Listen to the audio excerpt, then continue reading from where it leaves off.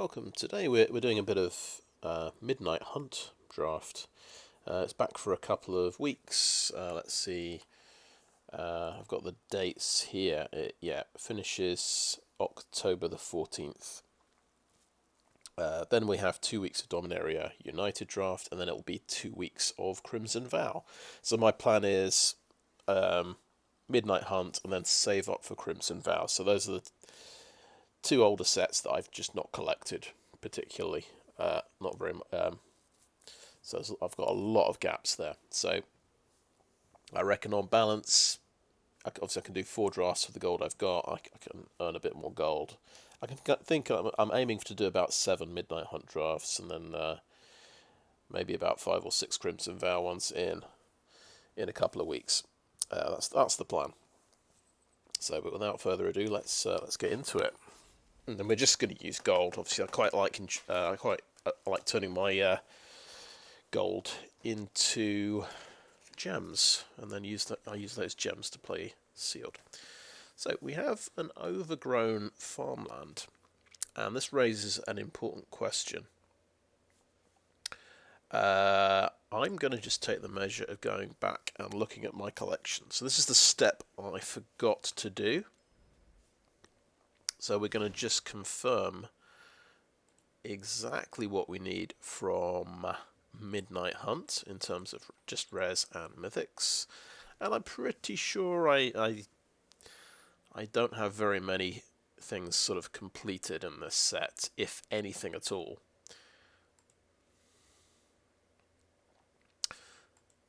I might have got the, if there are Orzhov lands, I might have completed those with wild cards.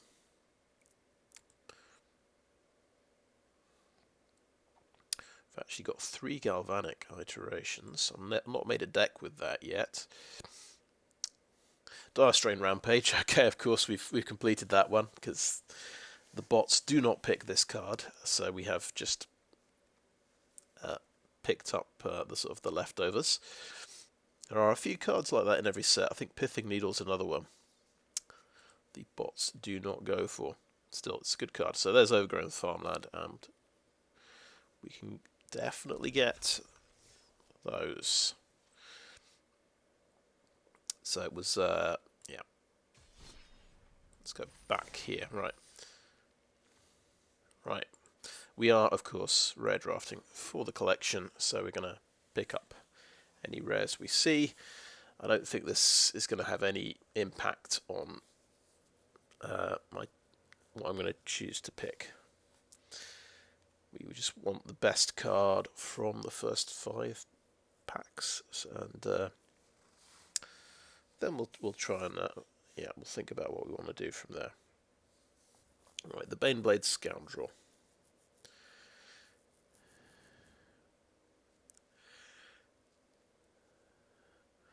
Four 3 for 4, and it's quite hard to block.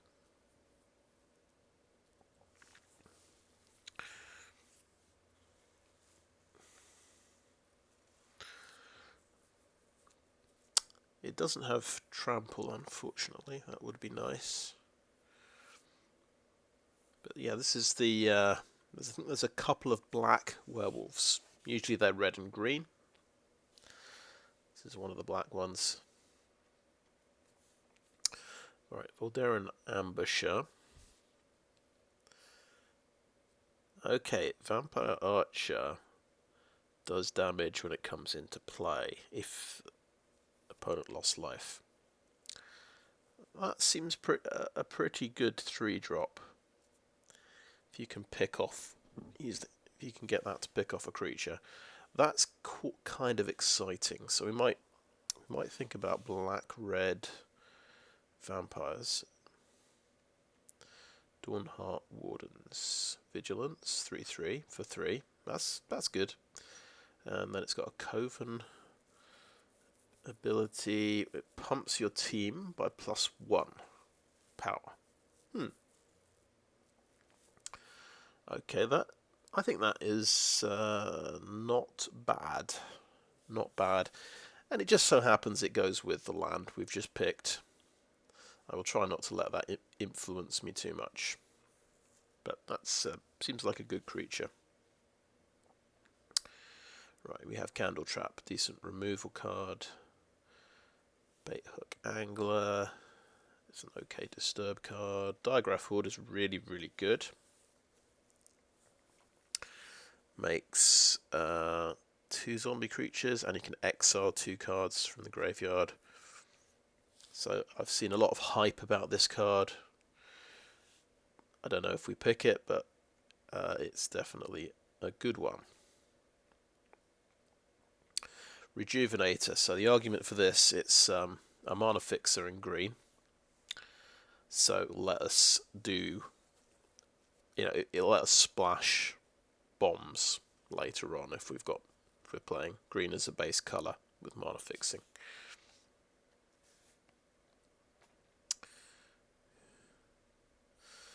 Okay, that could be a bit of card draw. Yeah, you can give it the Wolf Death Touch. Shadow Beast Sighting's pretty good. It's got flashback, so it's good value. Big mana sink, of course. Candle Guide. Can exile stuff, and it's a 3/4 for 4, so that's a pretty. I think this is a pretty solid hill giant. I don't think it gets much love on tier lists, this guy, but it seems pretty solid to me, to be honest. And then Silverbolt is a nice removal card. I'm going to try not to get swayed by the hype around Digraph Horde. Yep, definitely, it's definitely good, but it's funny how this is good, but Crossroads Candle Guide is supposed to be trash. I guess 2 Decay Zombies is is everything, basically. Removal. Do I want to pick an early removal card? Not sure. I think I'm more excited to pick an uncommon. I think it's going to be between the Vampire and between Dawnheart Wardens. And I think because they're I think they're equally good, I would say. I think let's give the Dawnheart Wardens a shot, and they happen to go with the Overgrown Farmland. I don't think there's a big difference between these two, really.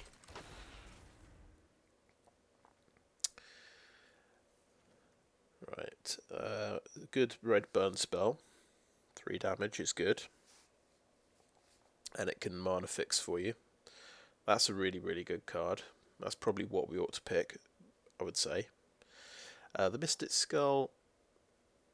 What if this is kind of a... This is like a D grade card. I've read. I definitely overrate this card because I really like mana fixing. So I shouldn't get too excited by this one. Morning Patrol. Yeah, this is very good, isn't it? It's very good value. It turns into a creature that turns into a flyer. Pretty solid. Right, good removal cards. Sungold Barrage. Larder Zombie, yeah.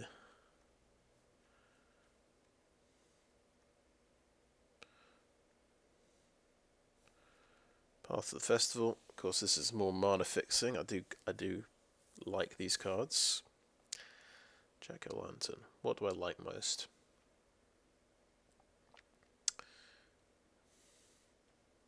Can we ignore the Cathartic Pyre? Because I've gone sort of green-white.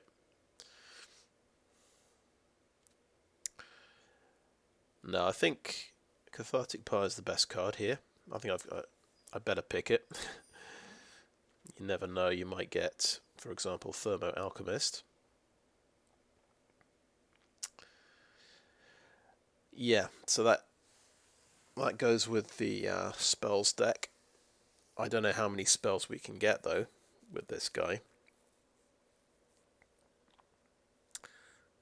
I feel like we've got a tough choice then here. Are we going to go for this red deck or white-green?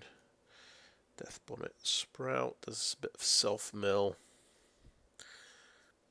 You can get in trouble and mill too many cards with this. Then I'm tempted to play more cards in my deck.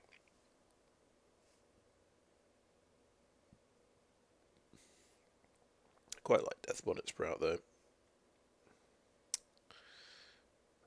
Another Morning Patrol, that's pretty solid. Good value.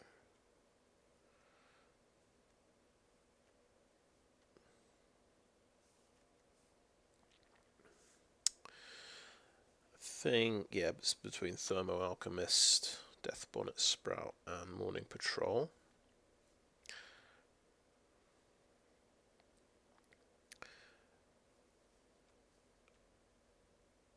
I'm gonna go Death Bonnet Sprout here. I think I kind of like self-mill effects. One of the few. Right, we have a red werewolf here with haste. So yeah, 4/3 haste for 5. That's pretty aggressive.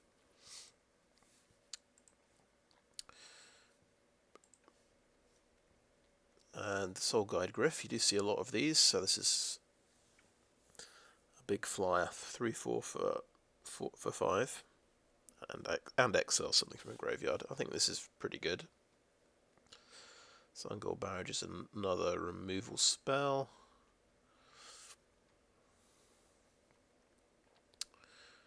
Duel for Dominance. Yeah, this is kind of a fight spell. I remember getting about 5 of these once, and I only ended up playing 2 of them. I think I probably overrated it a little bit. It's a conditional removal spell. You've got to have some decent creatures to go with this, and play around your opponent's instant removal as well. Now, if we want to go self-mill, we've got Eccentric Farmer here, and it's quite a nice mana fixer. I do like this card quite a lot. This basically does a bit of self-mill as well, but I'm not that excited by tapping at the window. But it's it's card advantage as long as you have to make sure you're playing a lot of creatures with this card.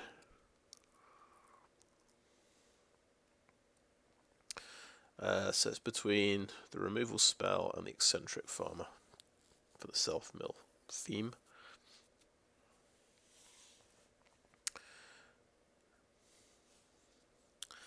Sometimes Sungold Barrage is a dead card against some decks, like I think the Spirits deck doesn't. Well, I guess it can take out Soul Guide Griff.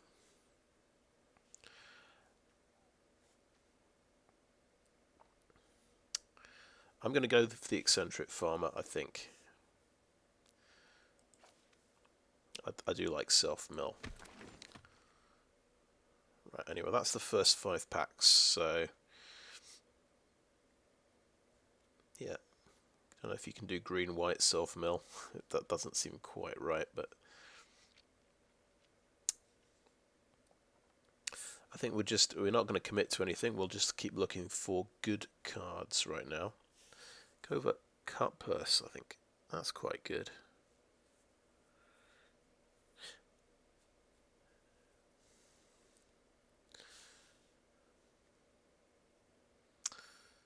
Yep. Hungry for more. Unruly Mob. Grows when your other things die.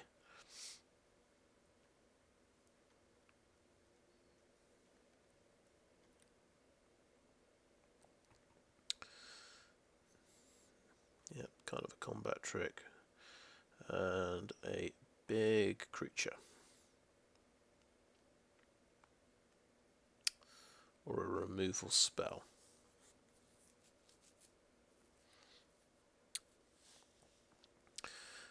Okay, here I'll go for the Silver Bolt.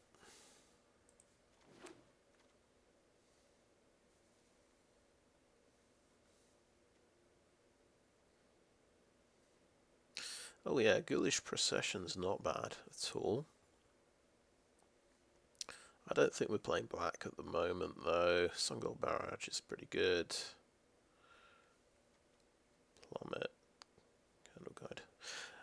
I quite like Evolving Wilds though. I think we could be going 3 colours here. Let's get the fixing early. Okay. Lots of Sungold Barrages it's throwing at me. And Silver Bolts, but let's take the second Evolving Wilds. So that makes us as flexible as possible for going into pack 2. Okay, Bounding Wolf, that can take out a flyer.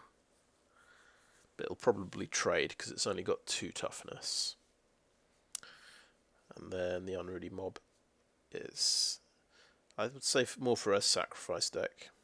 I think for a black-white sacrifice deck that would actually be quite good. I'm going to say Pounding Wolf is a good answer against flyers.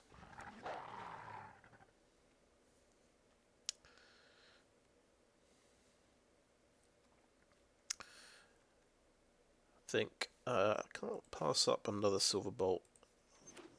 Let's get that one. Mystic Skull, more mana fixing.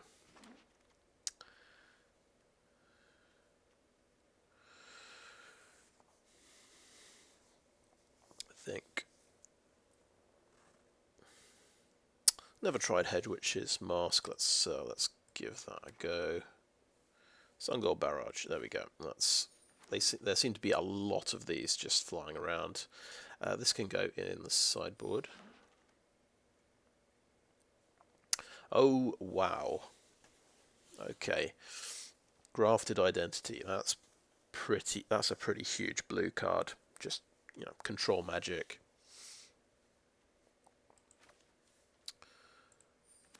And I think, oh wow, Brutal Cathar, another nice rare. That's my first Brutal Cathar actually. So those are 2 very easy picks. We're going to try and go blue. I think this is a good enough reason. The Grafted Identity. I think I'll officially just cut red. We'll just cut that Cathartic Pyre. Maybe we can fit green in. Green, white. Remember, I quite liked the Phantom Carriage before, so that's a big old flyer.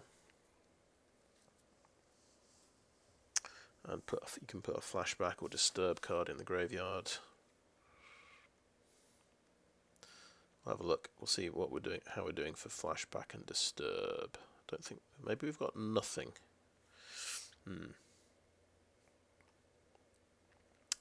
So yeah, we are quite keen on the blue cards now. Baithook Angler. I don't think I drafted this before, but this is I think quite good. Just a small flyer really it turns into.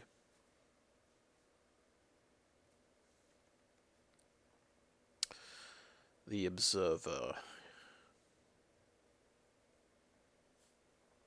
could be quite good. It's not that good, to be honest. It's not amazing. Yeah, forget about red, I think. Another Silver Bolt was not very exciting. If you look at our mana curve here, we've really got no 2-drops at all. I think I like the Phantom Carriage, but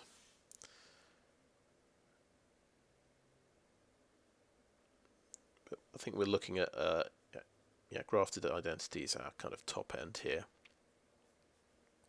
I think we want a 2-drop in blue, so we'll grab that. I think I'll just go ahead and I'll cut the Hedwitch's Mask right now.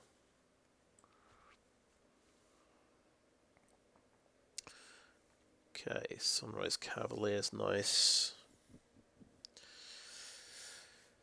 More Dawnheart Wardens. Okay,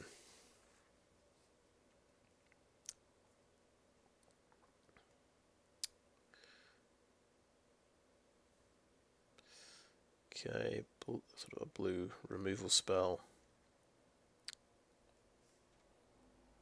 That's one of the good black removal spells. Midnight Ambush.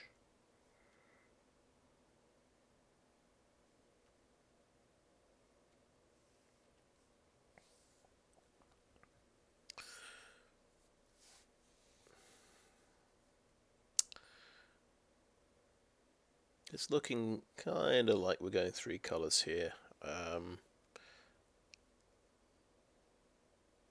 Looks like I might pick up another Dawnheart Wardens.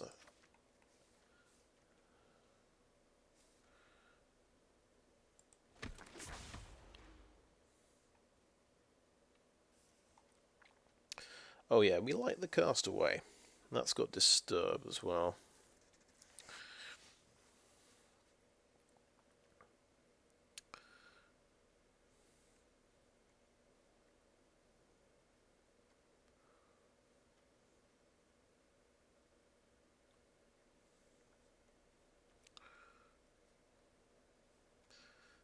I'm a fan of the Bird Admirer. I think that's just a very solid blocker, answer to flyers. And we've got Locked in the Cemetery, which is quite good removal. I think I really like Covetous Castaway, so we're going to go for that. Right, the Firmament Sage. Is just card draw. Pretty good, I would say. Secrets of the Key, not that exciting. Another Unblinking Observer. There's Dawnheart Rejuvenator as well to sort of fix my mana, maybe get that second point of blue. I think Firmament Sage is really good though. Let's try for that one. Right, Delver of Secrets. Can we make this one work? I would say probably not. I don't think we're a spells deck. Yeah, we have 1 instant. I think just ignore that. It's tempting, but we've got to just ignore that because we've got Silverbolt is our removal spell. Our 1 instant is Sungold Barrage. If there's nothing else, we could take it just on the off chance. Gavoni Trapper could be a useful removal option.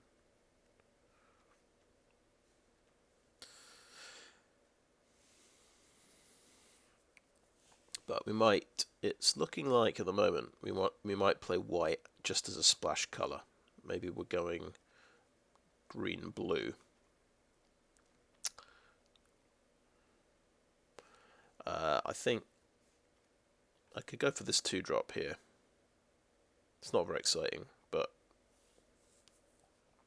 this is what we want if our green is one of our main colours. I think we'll grab Silver of Secrets just in case it's relevant.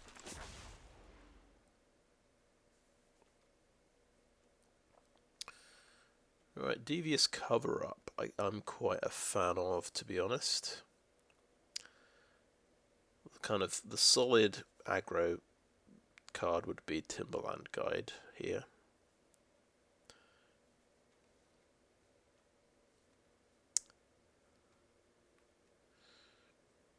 I think we'll try Devious Cover-Up.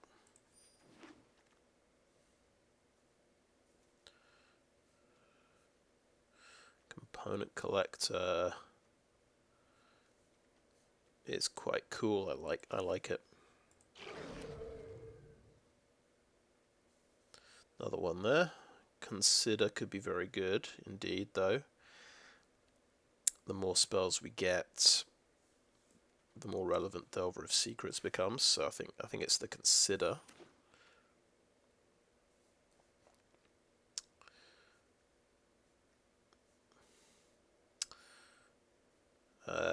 But we'll go, yeah, we'll go for another Silver Bolt, I suppose.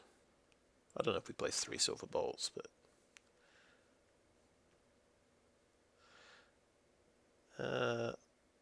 I can't imagine I'd play Howl of the Hunt at all. I'll just put that in the... right, component collectors.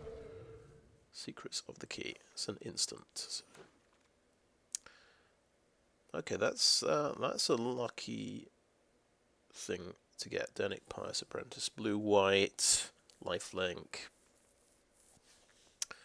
Yeah, really good card to hit.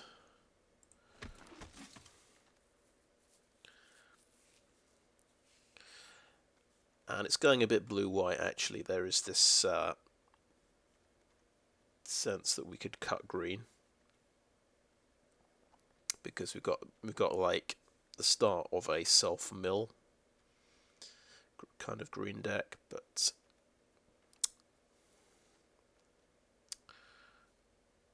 Okay, that is a card. Sigarda Splendor, so... Yes. Yes, please. Let's have that.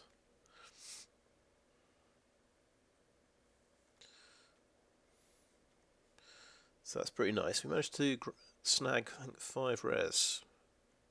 Maybe 6 rares already. It's good for the collection. Right, Fading Hope.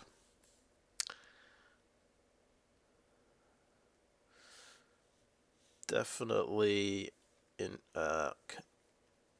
tempting, the Fading Hope.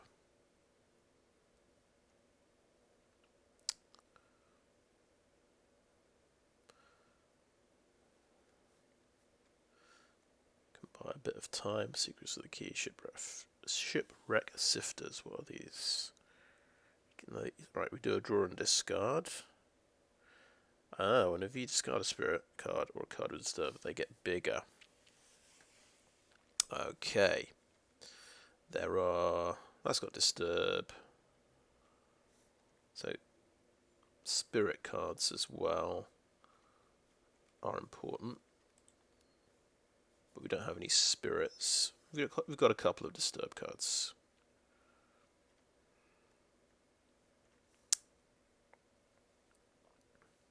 So, Shipwreck Sifters or Fading Hope, I think. Let's grab the Fading Hope. Another Fading Hope. Another Evolving Wilds. Maybe 2 is good enough.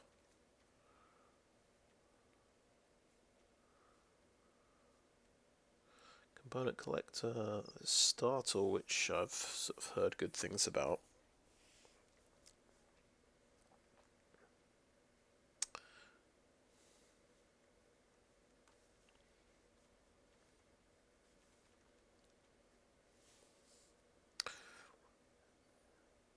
Get the feeling I don't want to rely too much on Fading Hope.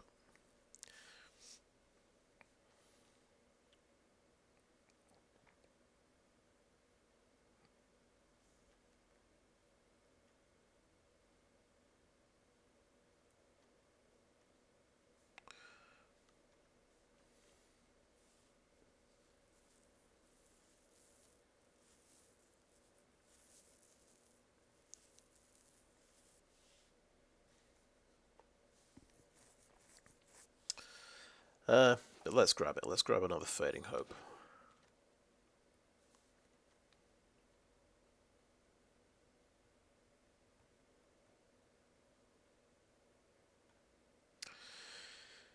I think the Duelcraft Trainer is pretty good, isn't it? 3/3 first strike can give something else, double strike.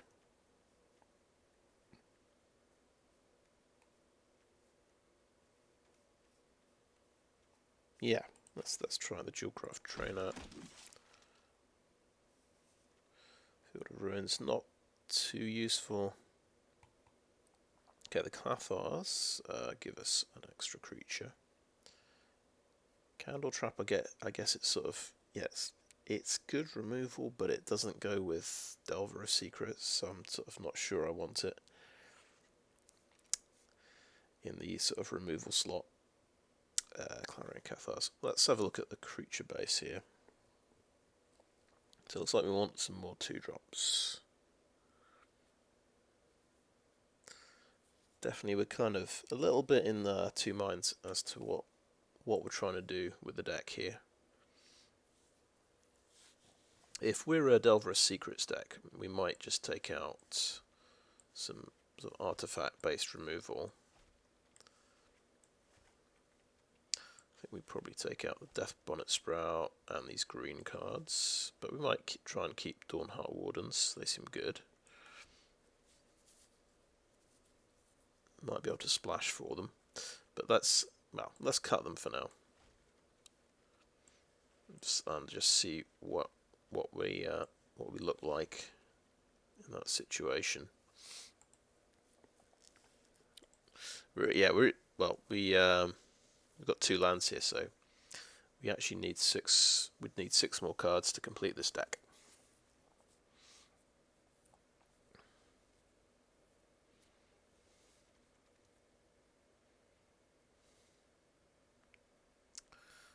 We don't have a lot of white spells to go with Sigarda's Splendor. I think, yeah, if we added put the Dawnheart Wardens back in, I think that we might be committed to these guys a little bit.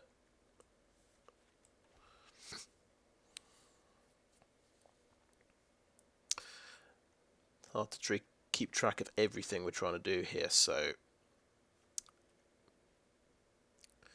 because also white gain and white spells, life gain and white spells is quite a good thing we can go for.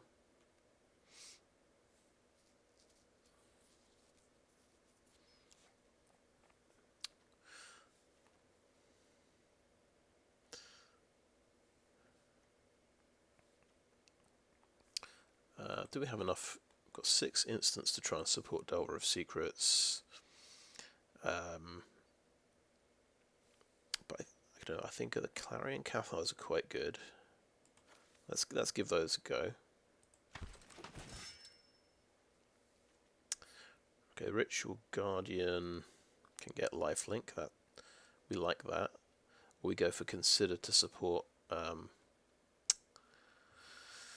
Delver of Secrets. It is just 1 Delver of Secrets. It seems like a lot for 1 card. And we probably need a few more creatures to be a consistent deck. So go for that. Okay, the Sifters. I don't think we've got a Sifters deck here. I think we're cobbling together something.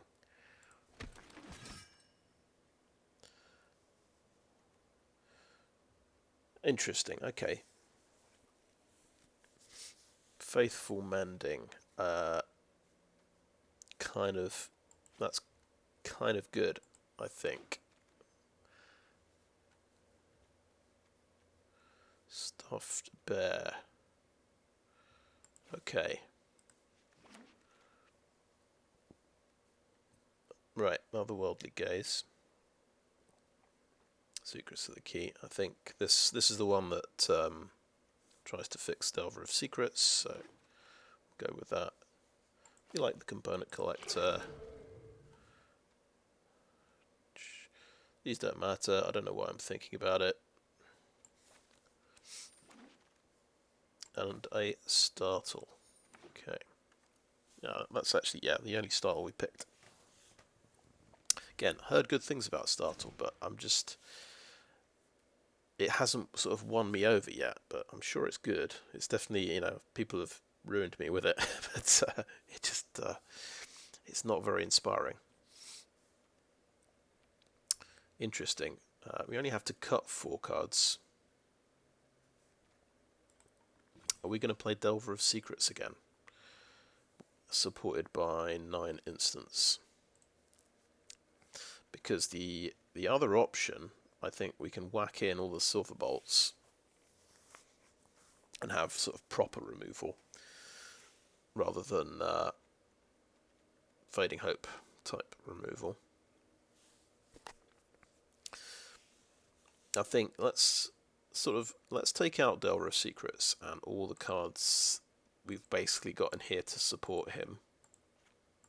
All the instants that aren't, that's what I'd call conditional removal. I definitely keep the Faithful Mending. I don't like mana sinks like Stuffed Bear particularly, but maybe it's fine. But we'll cut it for now.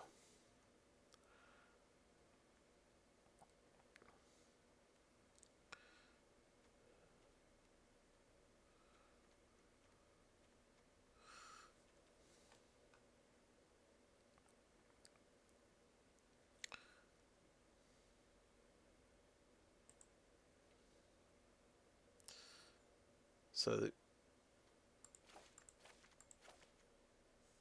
just add the 3 silver bolts, and then Mystic Skull's a bit of mana fixing, and a late creature. Stuffed Bears, I guess an early kind of emergency creature you can pump mana into.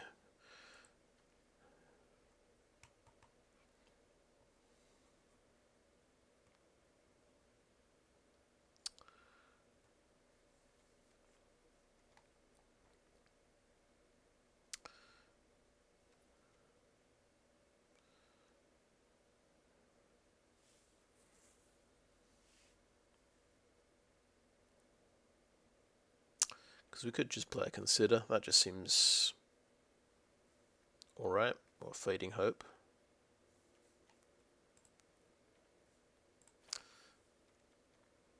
Mystic Skull, I guess it's something to do on turn 2. Because we're short on 2 drops.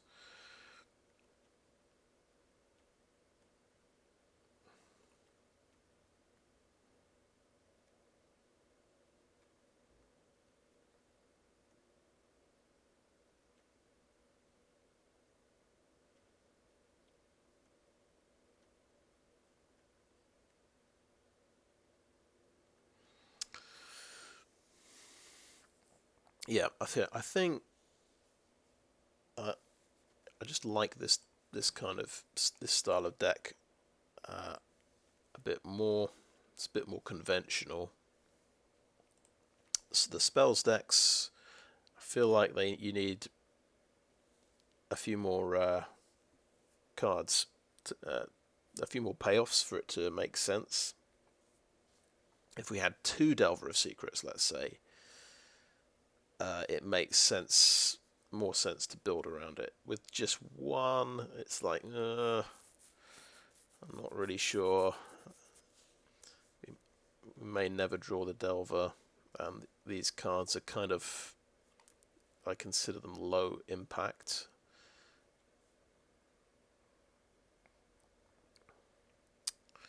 I mean, Consider's good because it's drawing you a card, so it's for 1 mana. So Startle's good for the same reason, and then Secrets of the Key, that's more expensive card draw.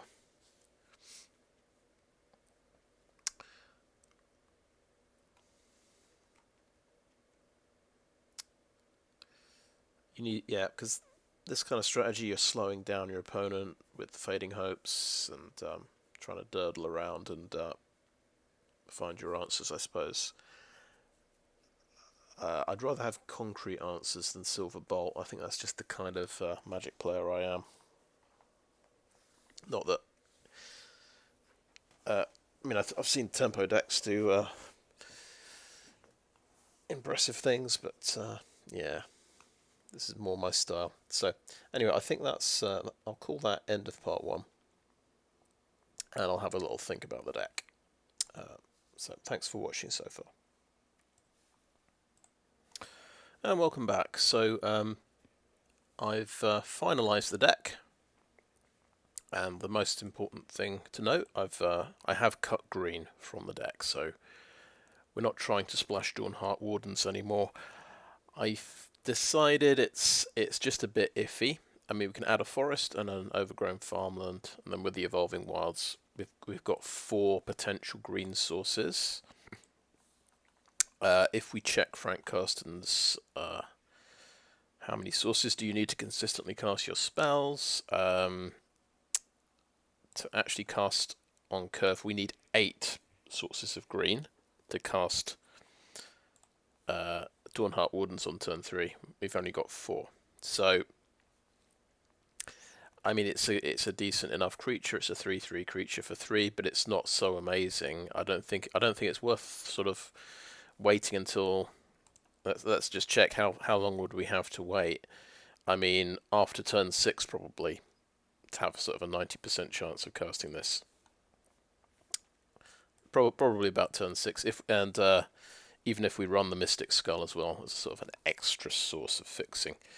So I just don't think these are worth it, and I think I have had a look at my deck. We might have a little bit of trouble with getting Coven as well. We've got mostly 3 power creatures and some 1 power creatures. What I've done is, so I've cut the 2 Dawnheart Wardens and the Mystic Skull. I've added Startle, and I realised there's a very good reason to get the 2/2 zombie. So there's Coven. It helps with Coven. We don't have enough 2 power creatures, and of course, Grafted Identity needs to sacrifice a creature. So that's a good reason to run Startle, and it's a cantrip, so it's a good card. We're running the Stuffed Bear because it becomes a 4 power creature. That's the only 4 power creature in the deck. I usually don't like this card because it's a mana sink, but if it can activate Coven, that could be very useful. I've also added just 1 Fading Hope. There are 2 available. I don't want to have too many of these, but this can be useful in a pinch to keep yourself alive for a bit longer, basically. Yeah, I think it is better than Secrets of the Key. I kind of realised this card, if you add it all up, in order to draw 2 cards with this, it costs you 9 mana. So it's really very, very slow.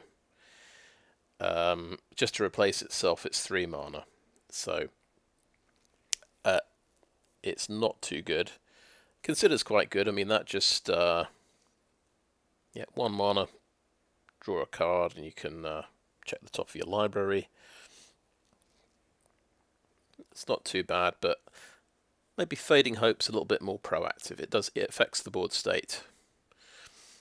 Even if it's not killing the creature, it's doing something kind of useful. I don't think we have enough spells. You've got 5 instants. I don't think it's enough to justify a delta of secrets. And we're not going to just chuck all of our instants in just to play the delver. I think you'd need at least two delvers for that to make sense as a strategy. And one more thing, there is the Hedge Witch's Mask. This is another way of getting Coven. You can give +1/+1 to the maybe you've got a couple of 3/3s, so you can turn one of them into a 4/4. So that is a thought I had, but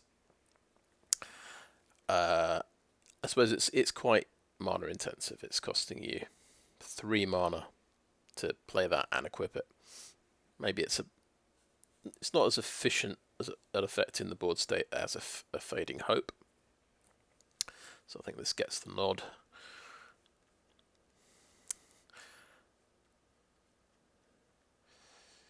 Another thing, I think I wanted a few more ways of affecting the board on my opponent's turn, because I've got 3 component collectors. I do like this card. I don't know if this is the right deck for it, but we're kind of stuck with these guys. The tricky thing about day and night, you start off on day and you have to cast 0 spells during your turn to go to nighttime. So it helps you're keeping lots of mana open. It helps if you've got instant speed effects to do in your opponent's turn to just try and stay alive, really. So we do have 1 counter spell. We've got a Devious Cover-Up, and we've got Fading Hope. You've got the activation of Silverbolt. We can do in my opponent's turn as well. So the day-night theme, we can just about use that and get some value out of that.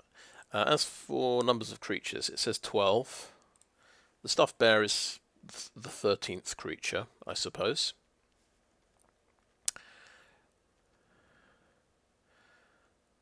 Grafted Identity maybe is the 14th creature as well. So it looks like it's quite low on creatures, but there are a couple of extra things.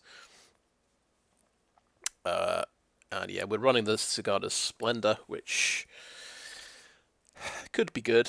It might be kind of bad. I'm just reading CABS theory, so CABS, cards that affect the board state. So it's just a another acronym to kind of encourage people to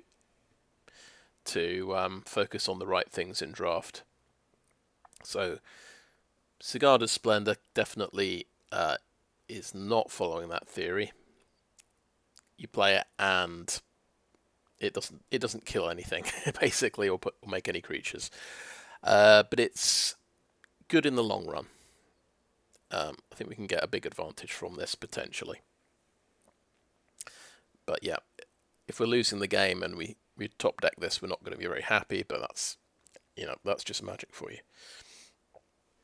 I think it's going to be better in more situations than it's bad. That's my theory. Right. Okay. I think we'll just go for it now. Let's add that to the decks. It could be a 0-3. I always say this right at the start. I'm not convinced by this deck, to be honest. Could be a 0-3. We'll see how we get on.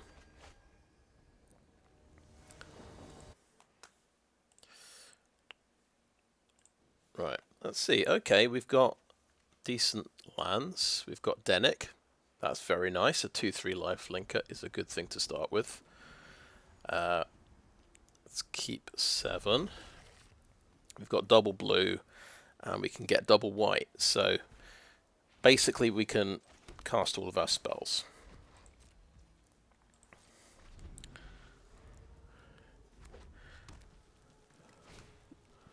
Okay. 1/1.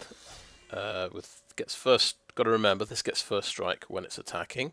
That's the first thing I'm going to forget.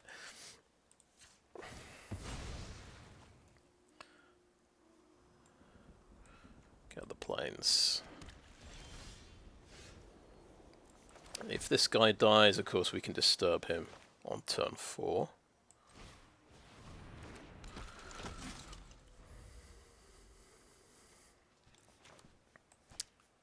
We're not quite going to get Coven if these 3 creatures get into play,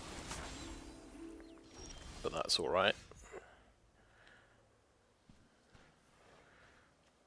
Okay, I think we'll go for double white first. Ritual Guardian kind of makes sense. So he can double block. Astronomer is kind of useful for him. I think I'm okay with this dying. That said, Clarion Cathars give me along with, he's an important 2-power creature, you see, so we might need him for Coven. So I think I don't attack or play Ritual Guardian.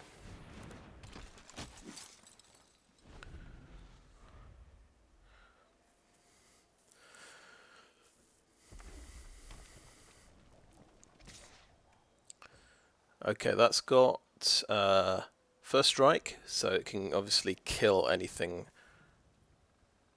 that tries to block. So this guy's red-green. He's not going to pump it. He's going to play a werewolf 3/2. Becomes a 4/4. He's got, of course, got to do somewhat. Well, one of us has got to do no spells in the turn for that to flip. Right, the Cathars seem like a pretty good thing to do. This guy's now got life link, and I just swing in with both of these.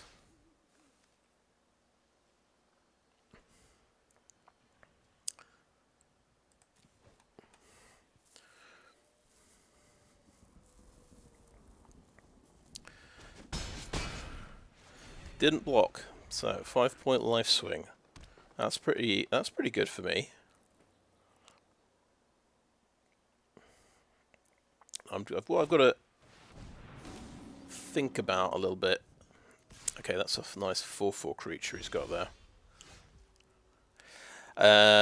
This is draw and discard 2. I might hold this plains because I know that I don't think there's anything that costs 5. I think 4 is the most that I'm going to do. So I think it's Sigarda's Splendor. We won't play the plains. And of course he kind of beats us with the beast, so we won't attack. No attacks, and end the turn.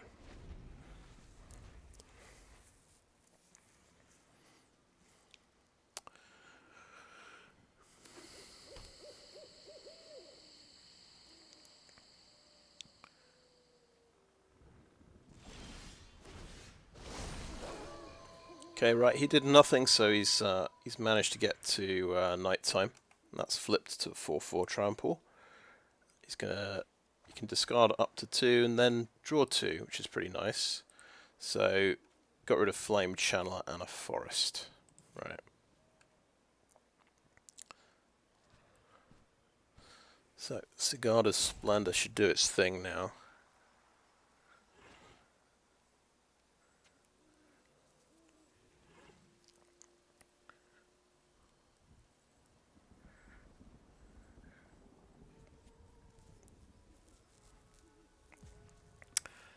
If I cast 2 spells, I can take it back to daytime, but it means he gets more card selection with the Astronomer.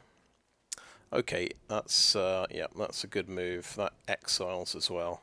There is no response to that, unfortunately. Oh yeah, that was a nice move. I didn't quite respond there. I could have responded with Faithful Mending to draw the card. That sucks. But I think we'll play a Baithook Angler.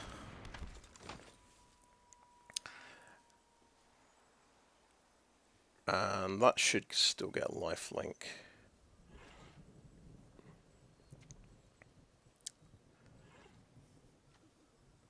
Yeah, it only gets lifelink on my turn.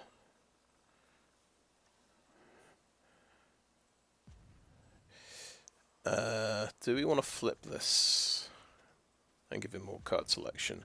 I'm going to say no, we don't.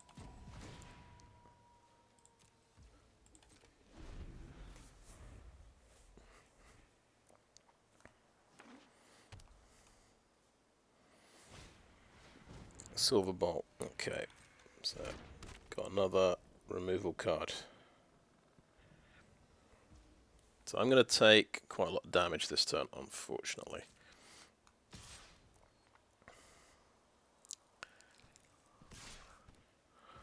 Okay, 4/4. Right. I think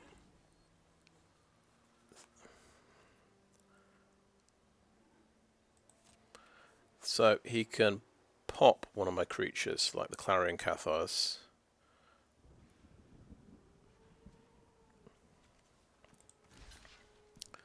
I'm going to attempt to block like this. So we do enough damage to kill it, even if he kills it with one of them with a bolt. And we're going to block the Stinger as well. That's my reasoning.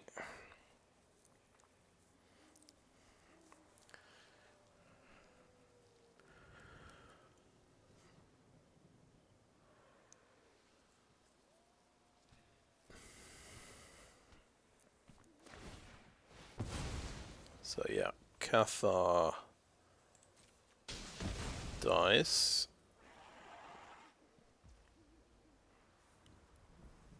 Okay, my token dies. Both of these guys die as well. It's not looking great, to be honest. But we'll do Faithful Mending at the end of his turn. And gain some life. Okay, and then we've got the card that can eliminate Shadowbeast sighting. Fading Hope also does that job pretty well. Even better, you might say.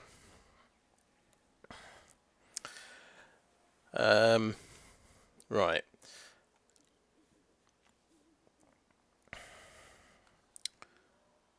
Okay.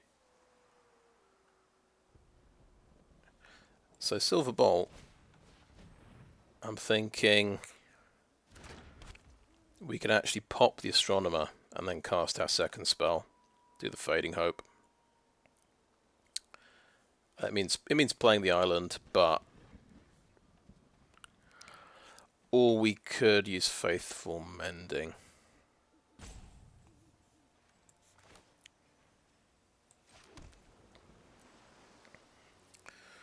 In fact, got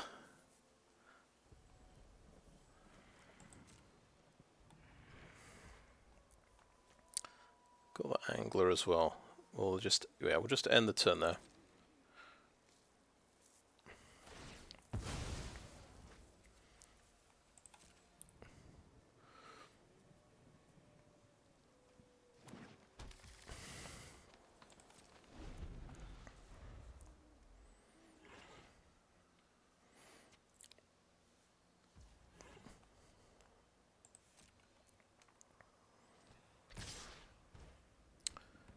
Okay, Fading Hope on the Shadowbeast.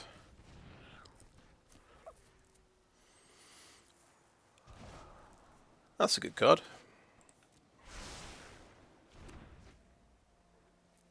And we'll Silver Bolt the Astronomer.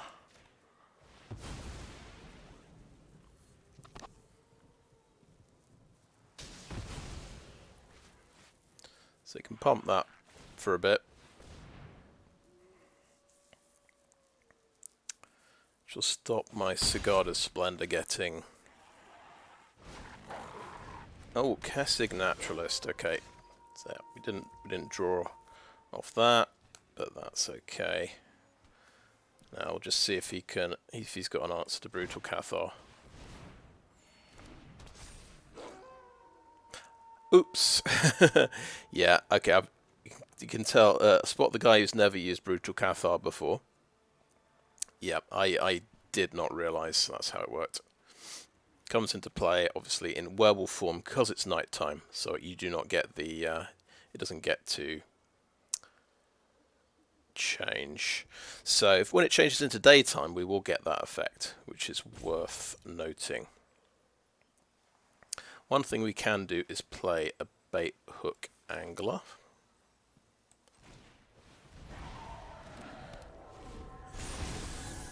Oh, we did 2 cards, didn't we?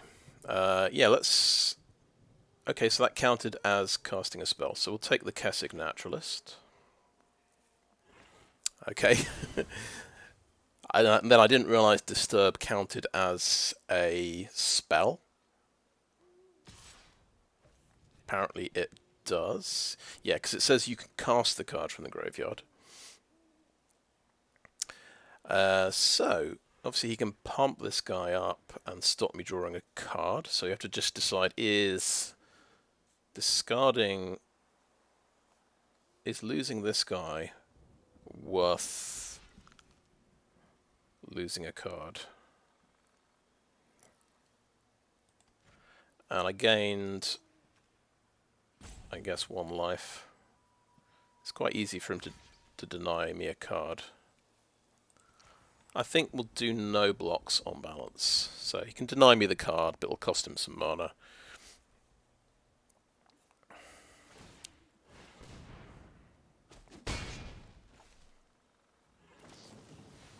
The Bounding Wolf, okay.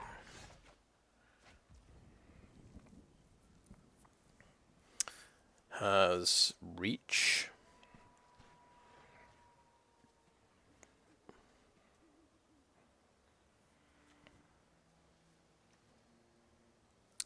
So we could Silver Bolt this guy. Swing for 3. And then we've got a race going.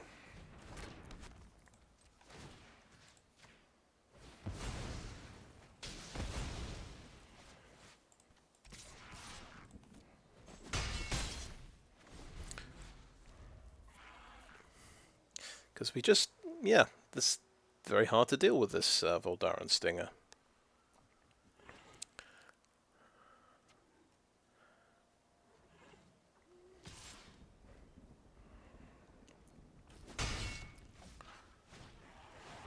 Okay, big creature alert. Right. Right.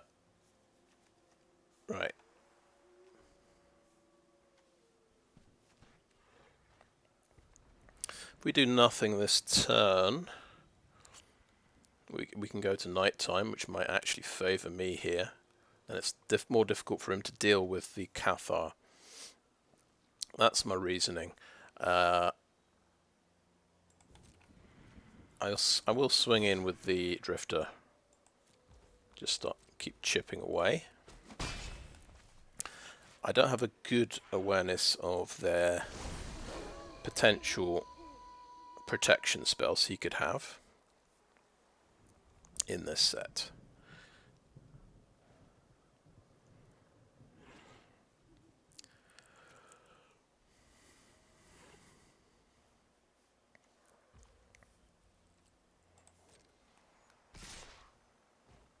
Okay. We'll Sungold Barrage this.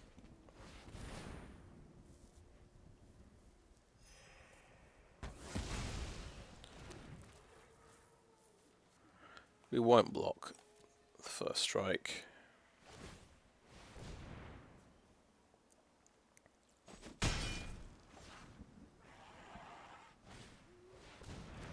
Okay, Eccentric Farmer.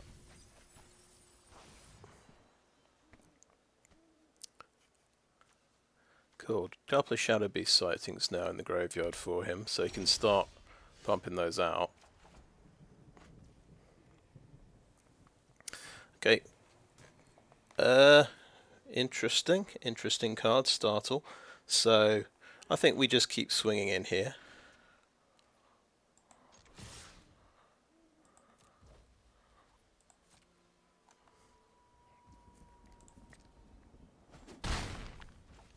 That guy has first strike. It's worth noting. Didn't think about that.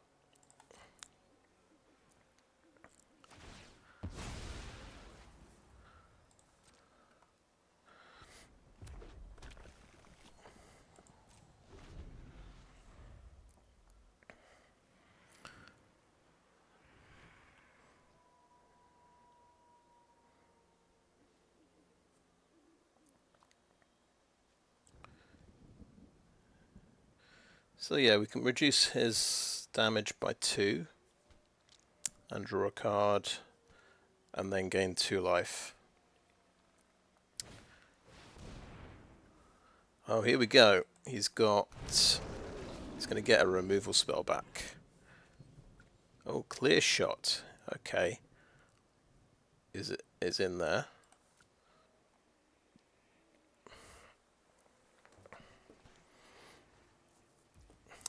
Yeah, he's taking the Clear Shot. Oh, this could be very interesting.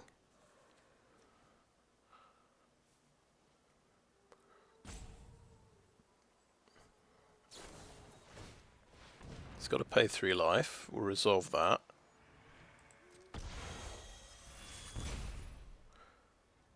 Right, so we simply startle that, and it won't do enough damage.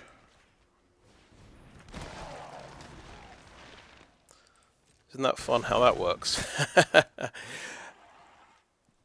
Alright, pass to attackers. He's only going to do me 2 damage. I'm going to Faithful Mending now. It's actually 3 life I gain. I think we drop the 2 planes. We can dig another land out of the deck. That should be quite good. Target creature. Actually, this is the one that's causing me the most problems. First striker. And I didn't even consider the fact that it would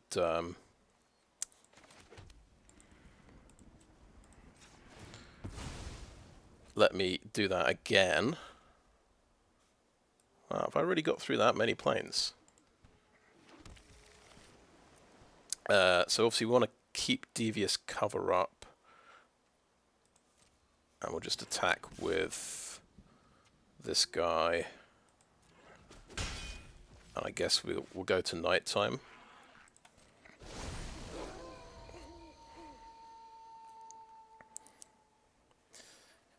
Yeah, I mean, keep mana up for our Devious Cover-Up is what I meant.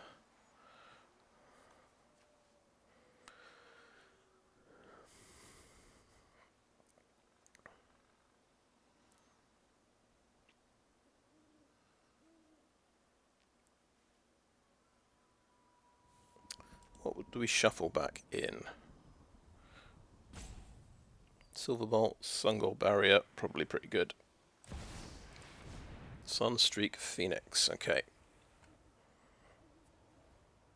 Well, that's going to be really annoying. I want to exile that. Okay, right. Yeah, just get all the removal cards back.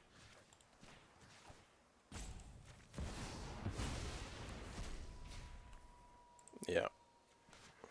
Because he's got lots of shadow beasts that are going to turn up soon.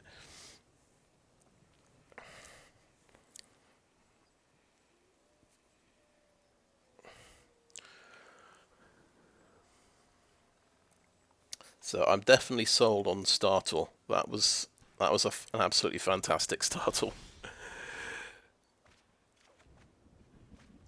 Okay, right. Firmament Sage is really good.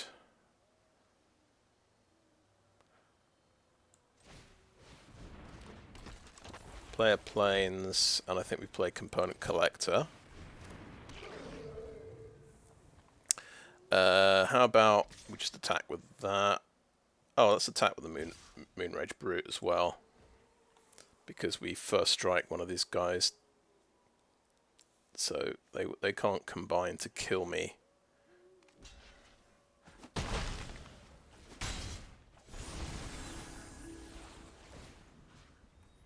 Yeah, let's tap that. Yeah, let's remove it. See, I didn't realize this just keeps removing things. It's insane.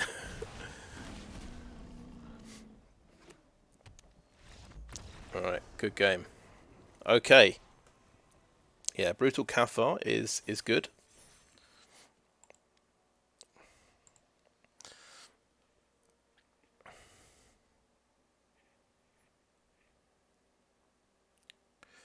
Okay, my deck performed above expectation there. It does seem to work. I will take just a little break. And I'm back, so on to the next game.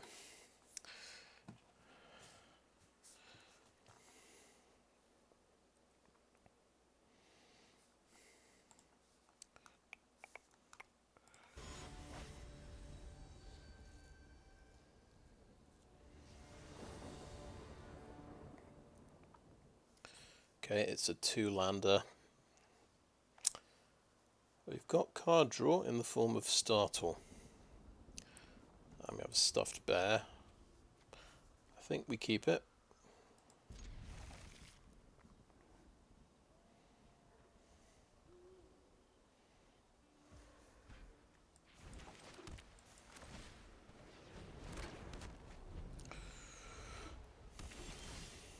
That's lucky. Right, let's Stuffed Bear.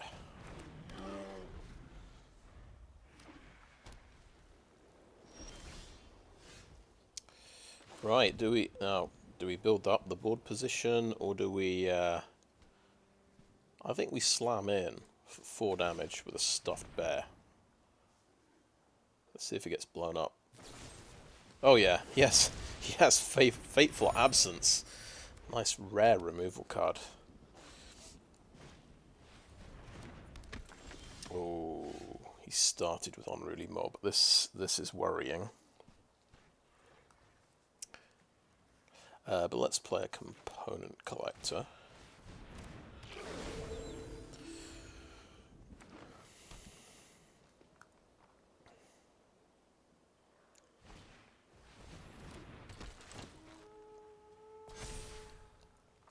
Okay, yep, 2/2, very good.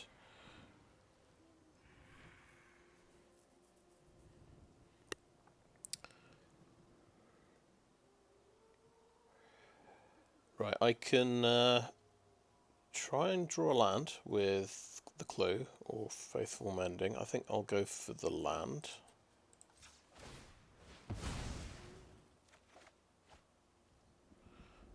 The Clue rather. No attacks and... Okay, let's tap the Timberland Guide.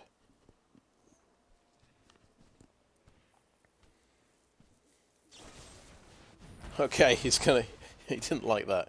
He is gonna take out that Component Collector.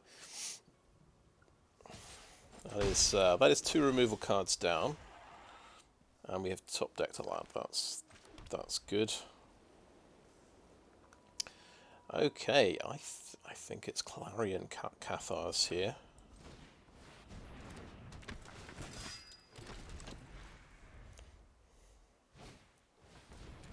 Another Timberland Guide, and he's gonna... Who gets the token? Okay. Right, it's fair enough. Brutal Cathar. Brutal Cathar. Or the Duelcraft Trainer. I think it's... we don't have to rush in and Brutal Cathar. I think Duelcraft Trainer is pretty good. And no attacks. So this guy has first strike, which is pretty good.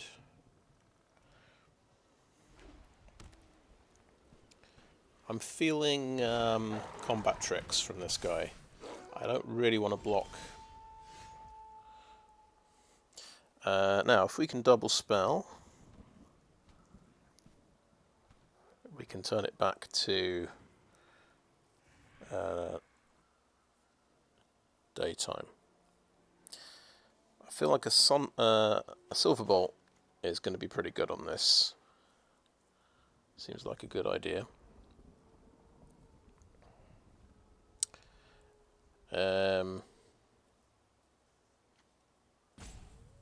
Dennick will actually give me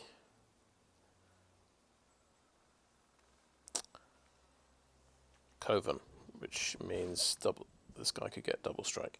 We won't worry about that. I think we just have to kill the Wing Shredder, so we'll do nothing on my turn and end the turn.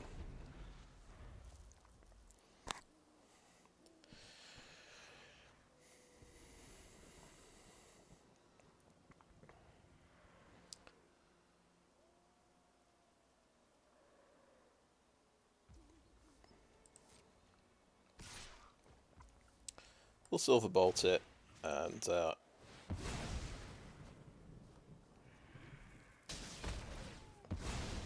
Unruly Mob gets a bit bigger. Okay, that gets us to 5 mana.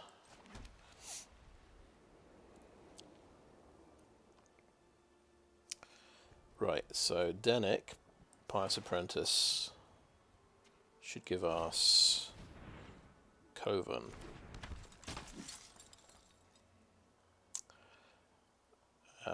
I've got the notion that we attack first.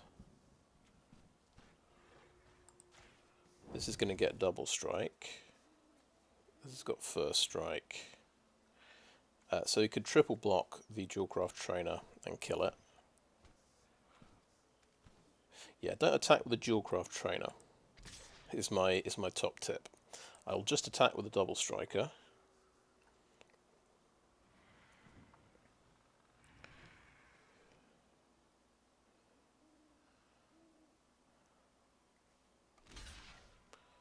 Okay, they're double blocking.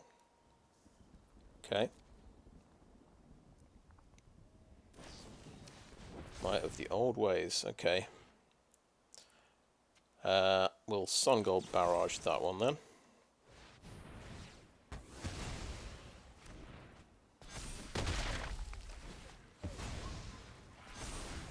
So he's got a big unruly mob, but we've got a plan for him. Oh, we've got another big creature.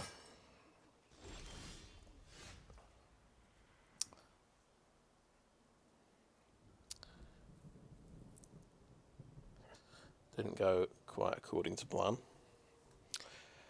But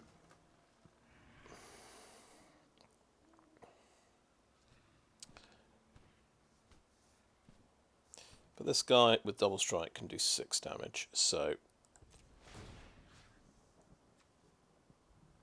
we won't give away what we've got before combat. We'll swing in like this, see what he wants to block with.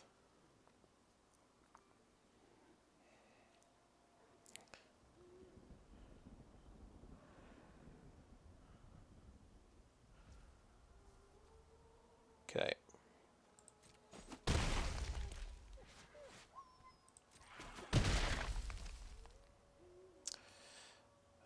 I think we want to find an island with Evolving Wilds. We have to keep playing these lands. I think I don't want to play.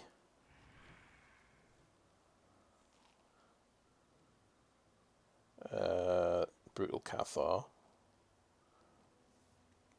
So I'll end the turn there.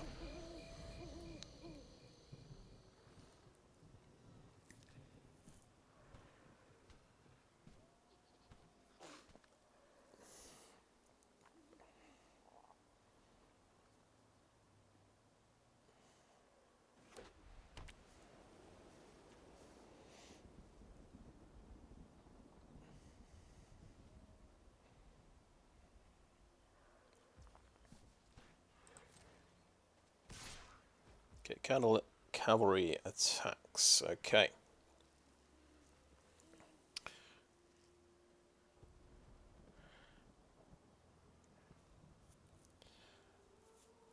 I think now we could have another Might of the Old Ways.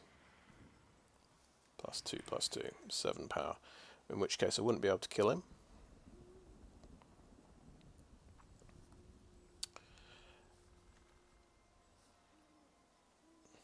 I think this guy's too useful to risk. I think we'll do no blocks. How about we could Startle just to reduce damage, or maybe that's Defeatist talk. Let's use the Evolving Wilds now, whilst I think. So we've got 2 islands, and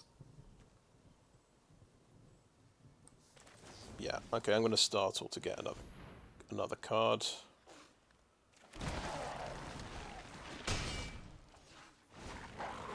Tireless Faller. He's got some big boys, right? So we want to play a land. So we've got to 7. So we've got Brutal Cathar ready. We're going to go to combat and swing in with these guys.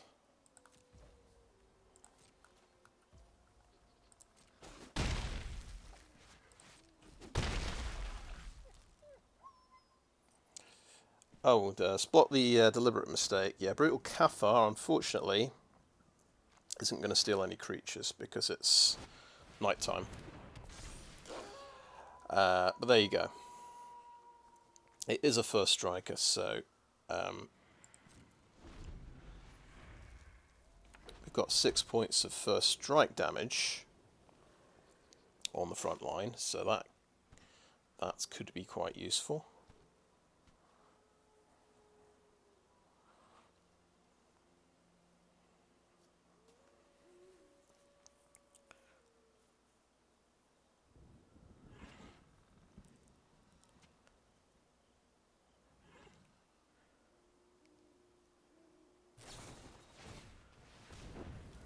Okay, pay 3 life.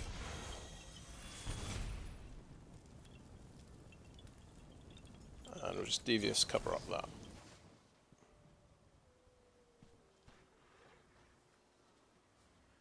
What do we want? That one.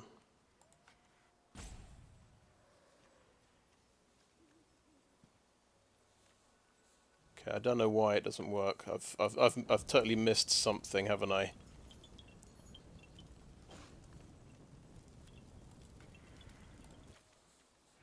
So it doesn't work, so we'll do submit 0.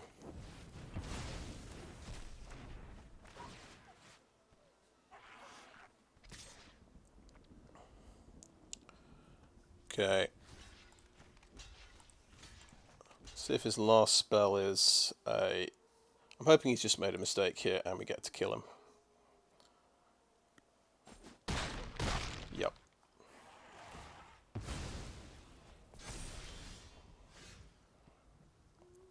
Right, component collector. How about... yeah, we go to daytime by doing Faithful Mending. Oh, that's a lot of land to discard. Yep.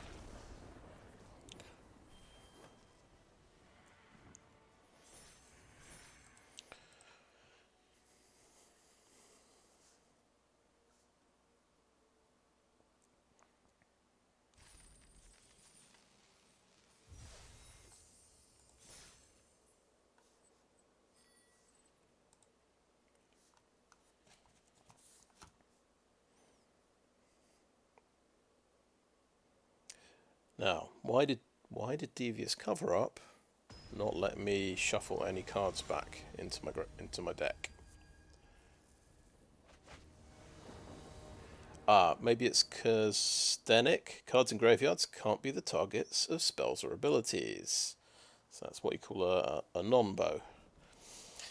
Right, keep 7.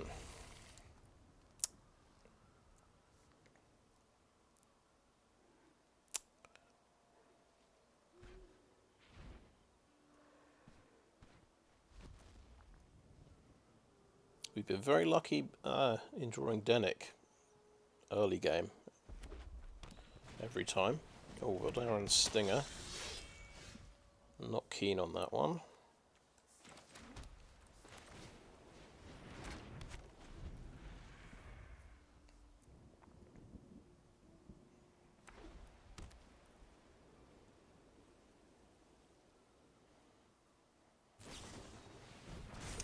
Okay, still on Vitality. Swing in for 4.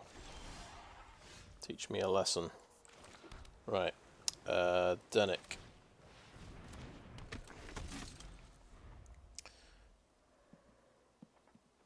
If it's your turn, it gets trample, otherwise it gets first strike. Okay, I think no blocks. Now, he does have a blocker, Brimstone Vandal. Okay. I think it's a simple one. I think it's just kill the Brimstone Vandal, isn't it?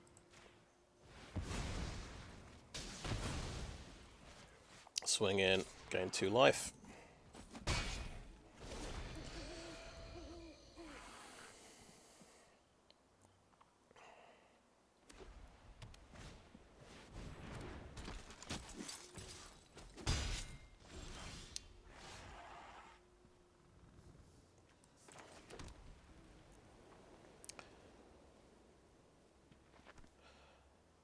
I'm gonna say we swing in because we're going to gain 2 life no matter what.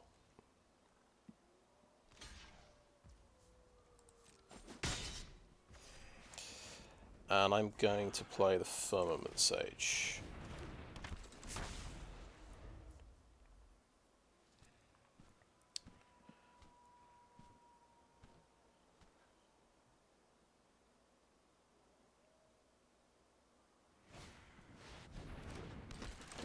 draws a card.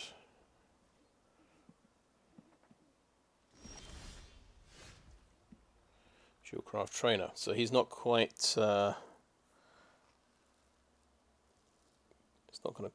quite going to work. The Duelcraft Trainer, but still, it's another guy with.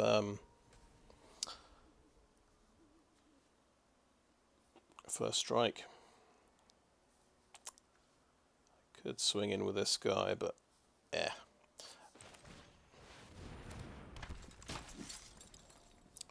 So, do we care if Dennick dies?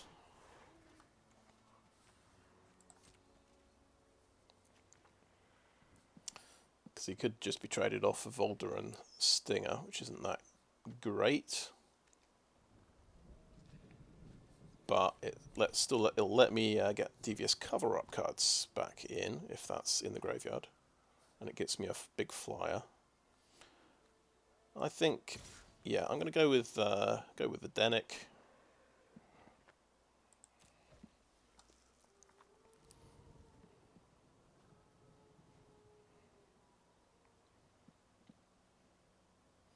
Because he's going to trade with one of his creatures. I'm going to gain 2 more life. And yeah, I'll be the search party captain. That's fine.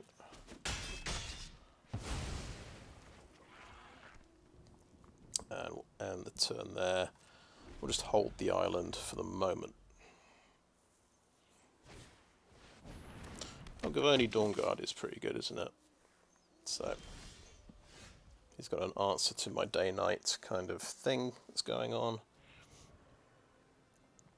Evolving Wilds. I'd like to cast 2 spells in my turn, but I don't think I can do it. So we'll just play the Dennick.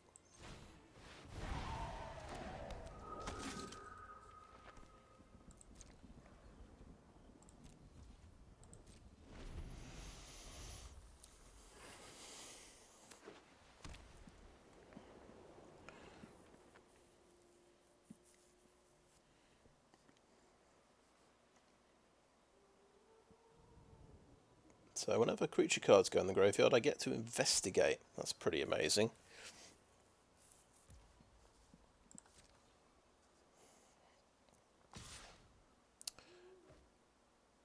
Right, so this can trade with a Duelcraft Trainer.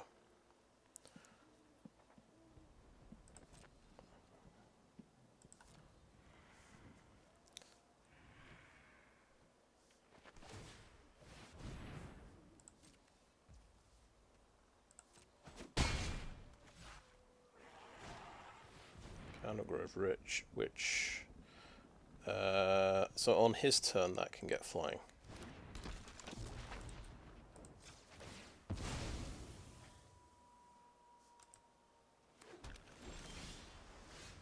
Other Evolving Wilds, yeah, we'll keep playing Evolving Wilds.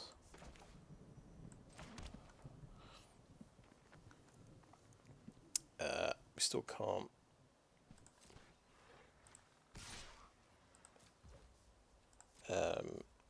Do some, yeah, do the double spell turn, but that's okay.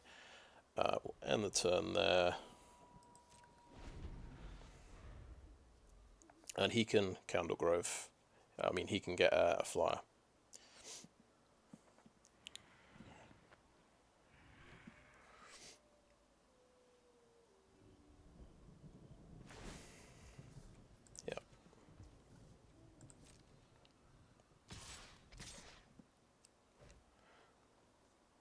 So I'm going to pass to blockers. This guy is going to block the Stinger here, like that. It's going to get +2/+1, and then we're going to startle it.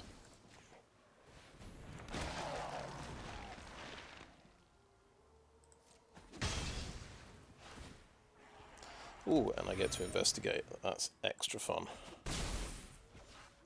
Now let's draw some more cards. Probably should have searched for a land first to just give me a better chance. Get plains. Yeah. Okay, right. Hold the land, maybe. So, oh, interesting. That is actually the thing I want to kill. The Gavoni Dawnguard. 100% has to die. Not the flyer.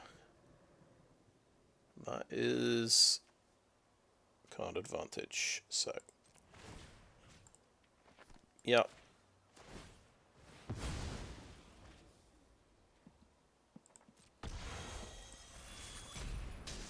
It's out of there. We get to investigate. I think we'll play the land so we can investigate. Oh wait, I want to do two things this turn, so I'm going to do Stuffed Bear. And then Duelcraft Trainer may as well attack. And Firmament Sage can stay back.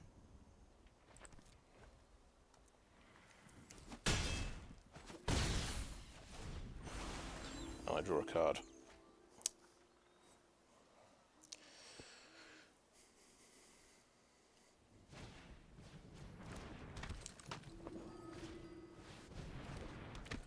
Okay, that's some serious creatures, right.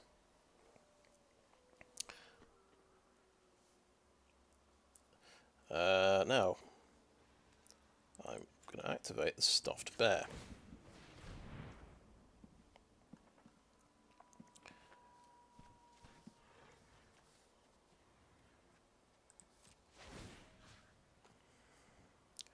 Let's, yeah, give Dennick the double strike. How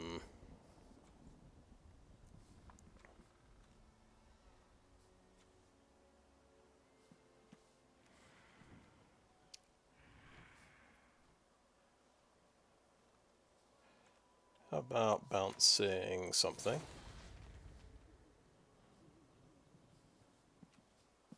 Bounce the Morning Patrol. Yeah, that's good. And then swing in with everything.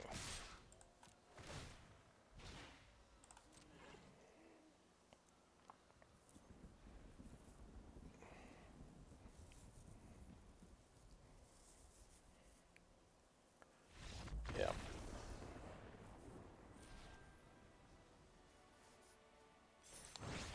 Okay, that gets us to gold. That's nice.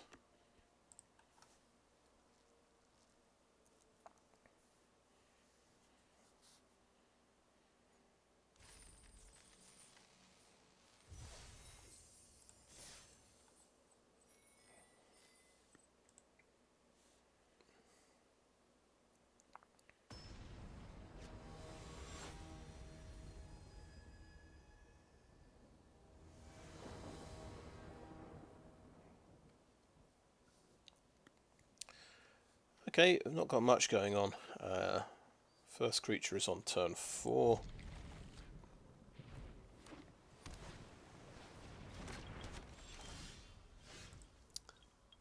Man of Culture, I see.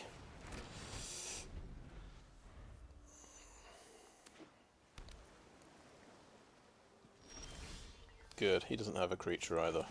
It's a relief.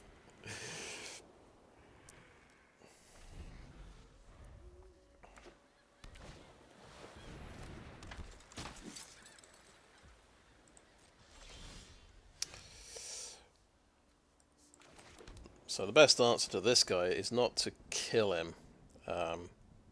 It's to play my creature next turn, I think.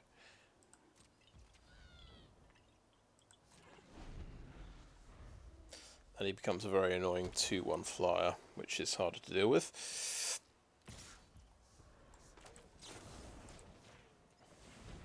I think we need the extra card at this point.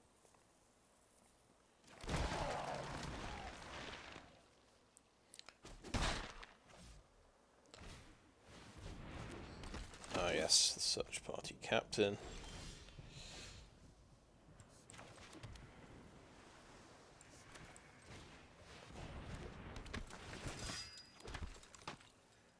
Okay, no attacks.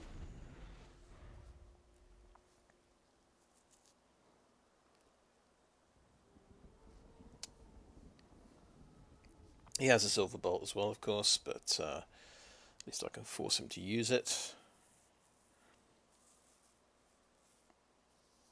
Only problem with Grafted Identity on the morning patrol, when he blows it up, it'll go to his graveyard. that's the only drawback.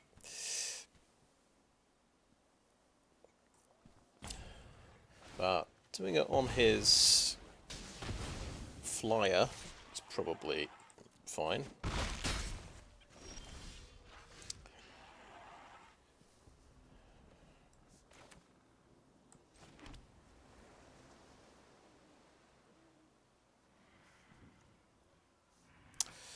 Yeah, that kind of appeals to me. I mean, it's all like the only thing I can really do as well. So we'll pop the patrol,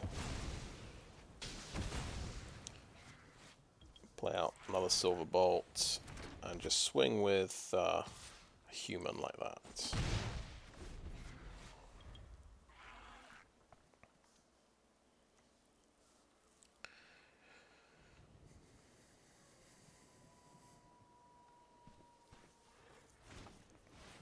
Got another one. Okay.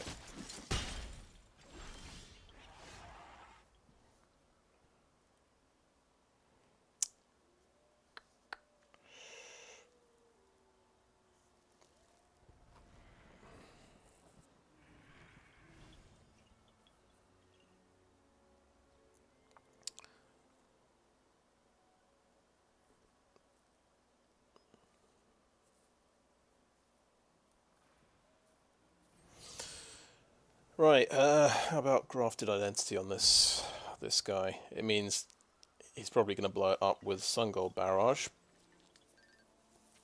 That's the only problem. I'm going to play another land. And I'll tell you what, I'm going to Silver Bolt this now before he can do a combat trick. And I'll swing in like that.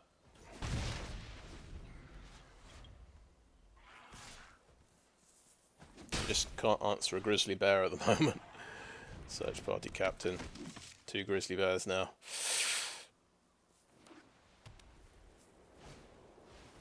Unruly mob. Okay. Yeah, I'm just getting completely run over by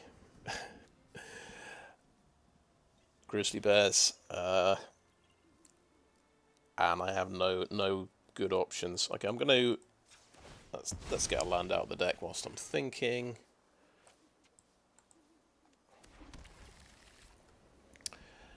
Because this is really, they're swinging in for 5 potentially next turn. I could trade off with a mob.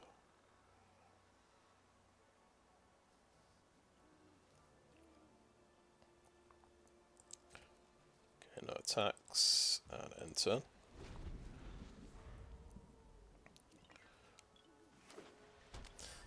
And that Sungold Barrage is kind of dead in my hand.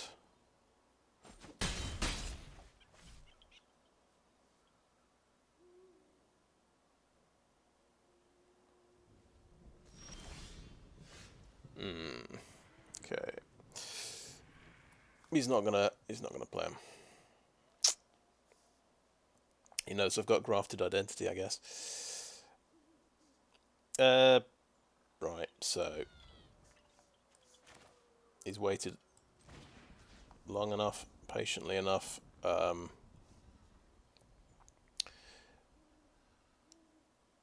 I could take the mob, attack with that, makes it a 3/3.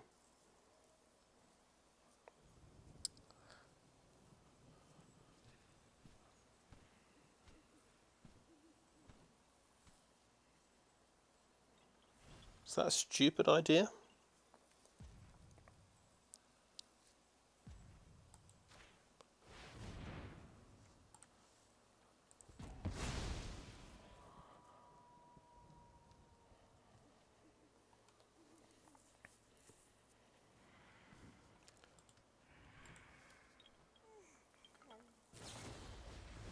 Okay, nice. He has the answer. Oh well. play another land.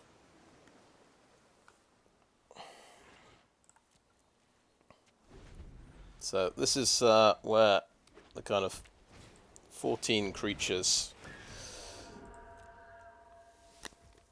start to be quite noticeable. Just have a big... let's take out that at least. At least Sungold Barrage can do something this game.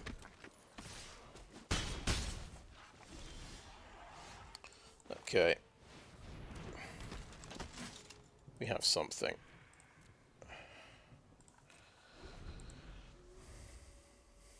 But we did, you know, can we complain? We got 3 removal spells, but oh, that's locked in the cemetery, and we're dead. Okay, yeah.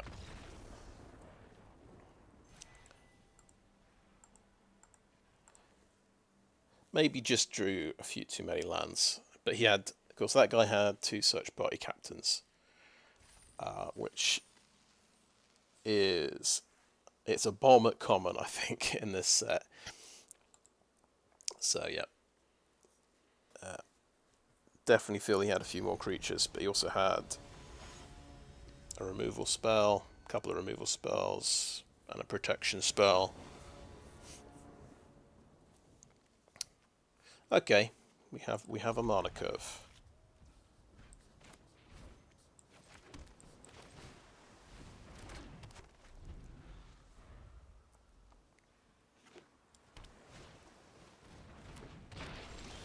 Zombies, right.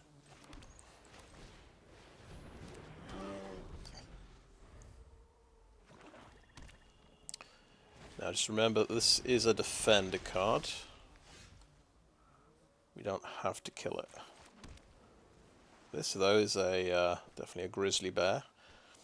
I think I'll develop my board. I've got component collector.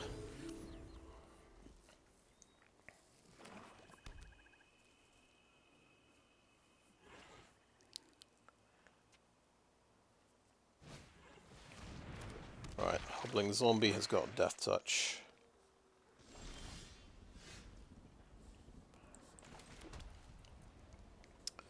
We'll just play everything out.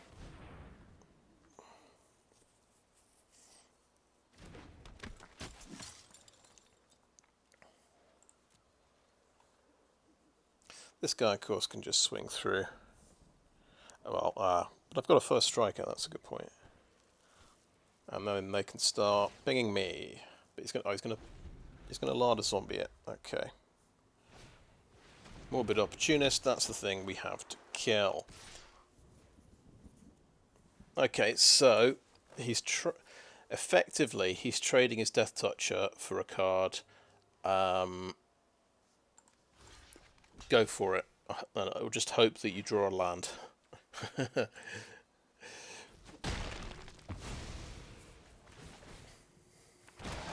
Gets a zombie out of that as well when it dies.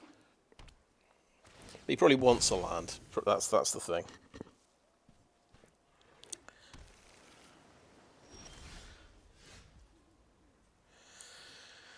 Okay, actually with 5 land, I can activate the Bolt and the Stuffed Bear. So I might want to play the island here.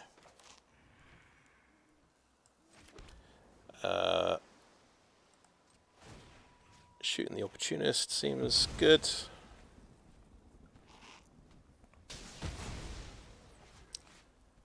Stuffed Bear could be a blocker.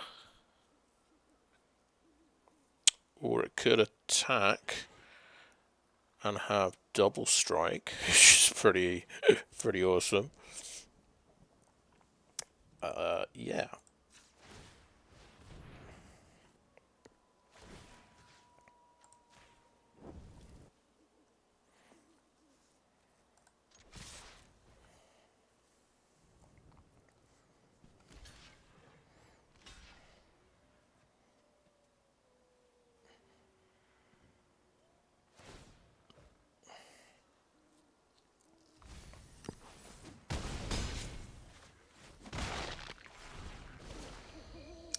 Tap that Siege Zombie.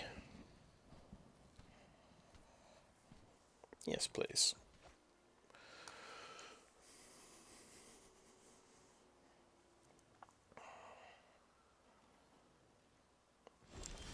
I think I'm a fan of Stuffed Bear now. I think this is this is a pretty okay card.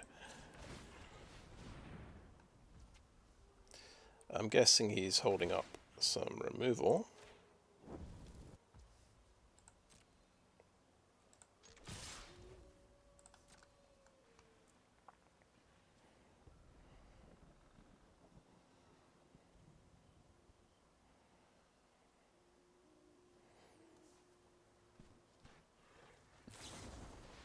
Okay, it's getting startled. Okay. It's not the worst thing that can happen.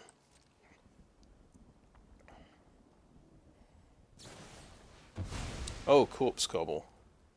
Oh, that's pretty good. Yeah, he's got me there then. It's a 4/4.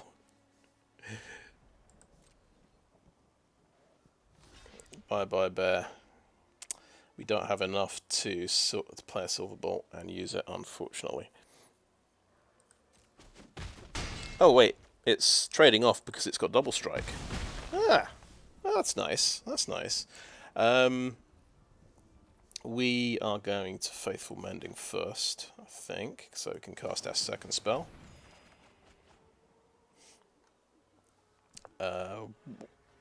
Yeah, it's a zombie deck. He's got another Corpse Cobble coming. I could discard the Cathars.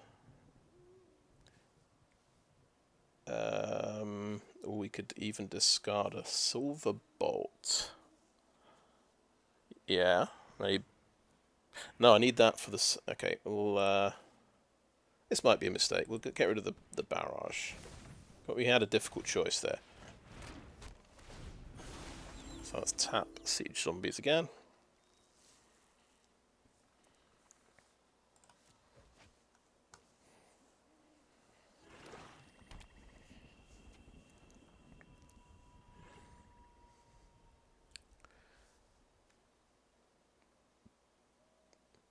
Any number of creatures can be sacrificed as well.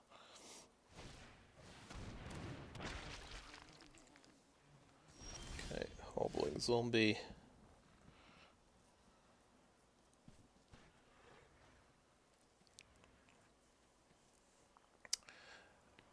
Silver Bolt, swing for 5 is definitely a possibility here.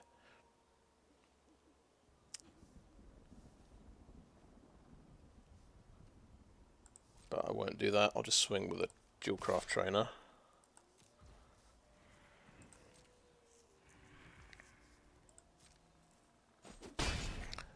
And play the Cathars. Oh, that's gone.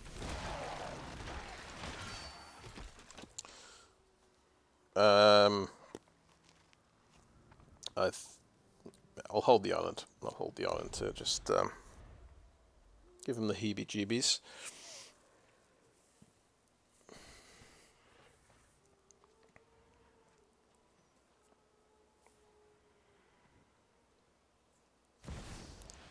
Oof. Oof. Good news, it's a 2/3. It's got a lot of text. Right. He can give lifelink to a human. If he's got exactly 13 life, yeah, it does something impressive. Right. I think we're blowing him up. Because he can... Wait, are we blowing him up, really? Maybe he's useless. He can give humans lifelink, like that token there. He can give himself lifelink.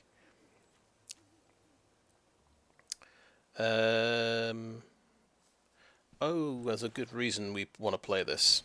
It gives us Coven.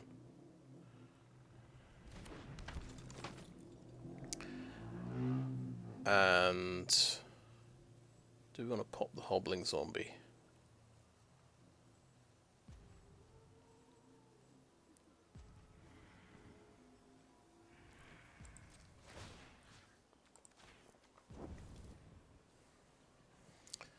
No, I think we'll swing in like this. I think that's fine.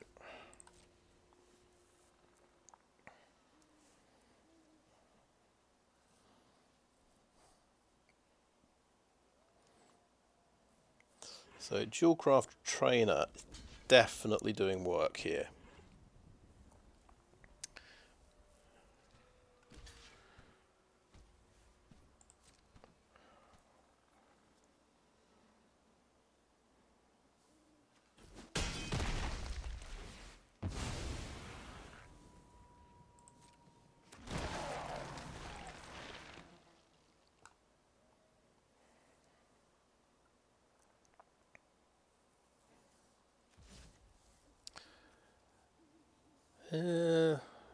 Siege Zombie or Jaren?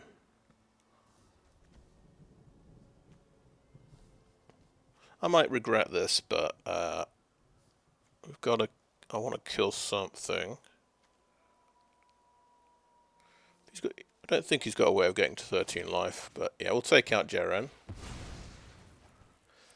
Well, he's got a way of getting life link, I suppose. Yeah, you can tap those guys for damage. And the turn. So he can make pretty decent creature here with Corpse Cobble, 6/6.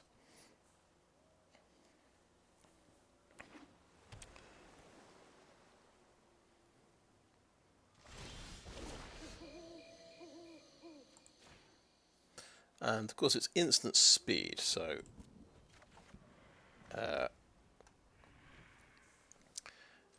yeah, he's going to concede that. Okay, but interesting battle with the threat of Corpse Cobble, because he could have had I think an 8/8 if he sacrificed the Siege Zombie as well.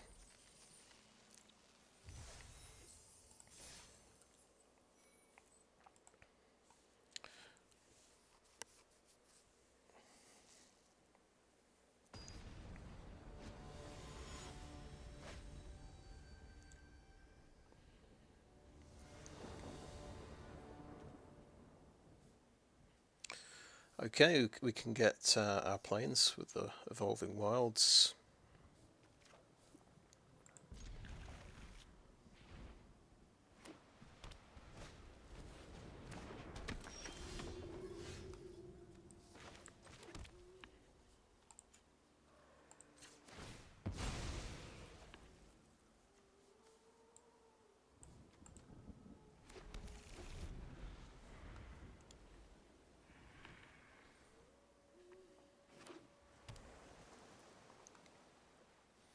That's a good early start.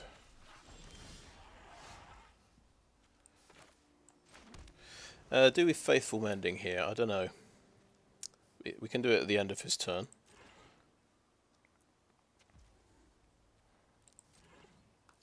But we've actually got one land too many. He's gonna. That's exactly what he's gonna do. So we can at least discard one land. Duelcraft Trainer is really good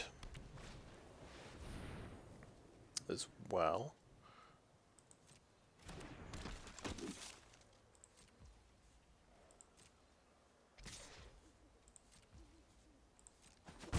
So he's had a good start. He's had a good run out there. We're going to see what we can do. Okay, we've got our own Ritual Guardian. We've got a 2-drop. And we have... I think we can drop an island. And we'll put the Covetous Castaway in the graveyard. I think that seems to work quite well. And we'll get the double blue going. And we'll get our own Ritual Guardian.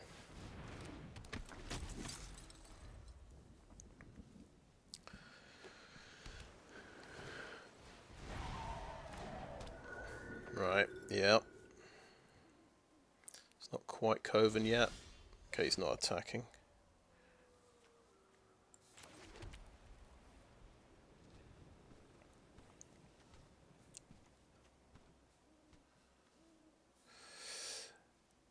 Yeah, I think it might be Clarion Cathars. That might be the right choice here.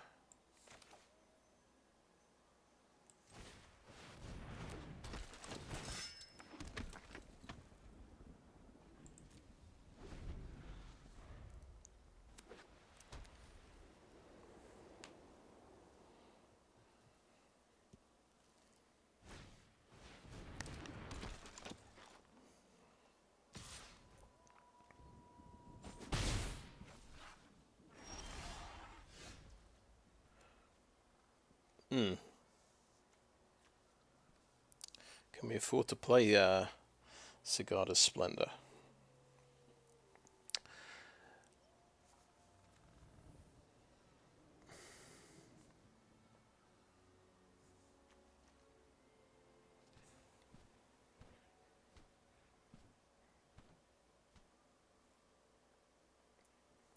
I say yes.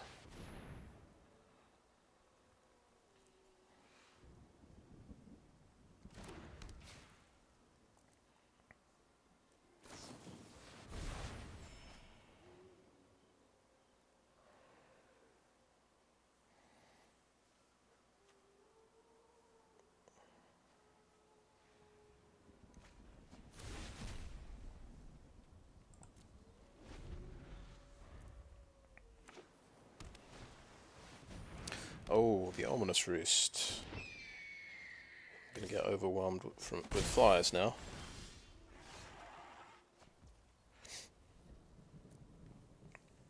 So it is going to be hard to defend in the air until I can get Covetous Castaway.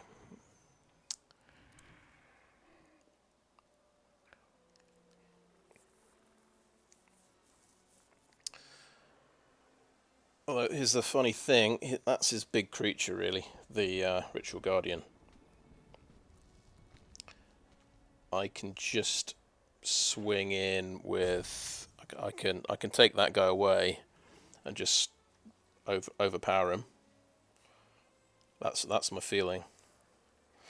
Or we could wait a turn because we can play Clarion Cathars, which seems pretty good. That's gaining me a life point as well. Yeah, let's wait a turn.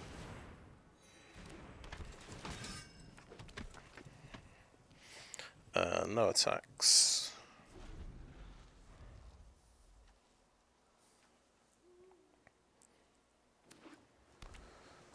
Okay, he's got one card left.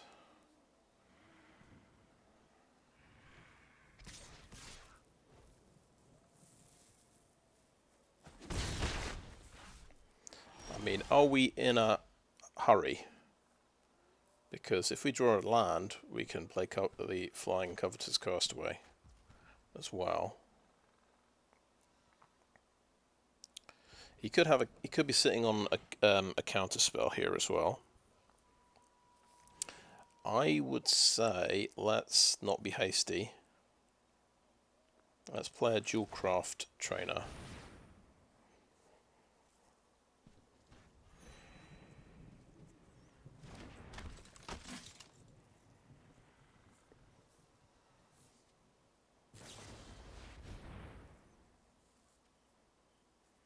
Okay, so that's getting bounced to the top.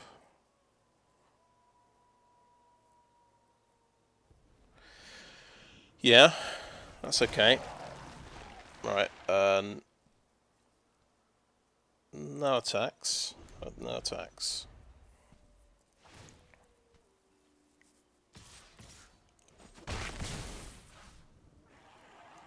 It wasn't a counter spell. He might have top decked a counter spell, but I think that's unlikely, so...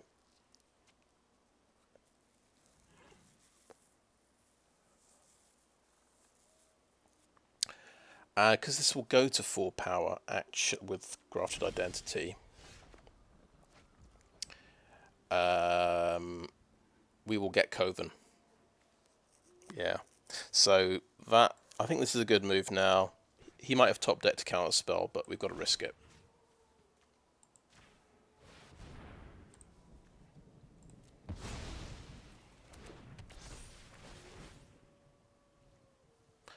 Yeah, it has Summoning Sickness, unfortunately.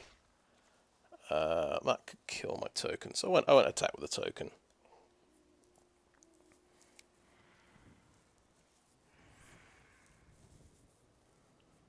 And I guess he's the one who's drawn quite a lot of land this game, so he's had 7 land and I've only had 4. That's even with Faithful Mending, discarding a couple.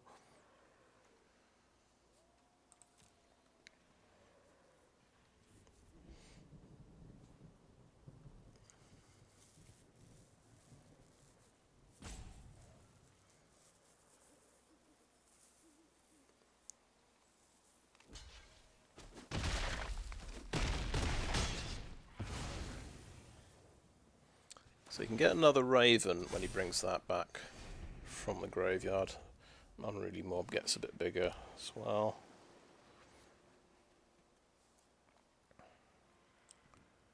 All these creatures get Ward 1, and that's a 2/1 flyer as well.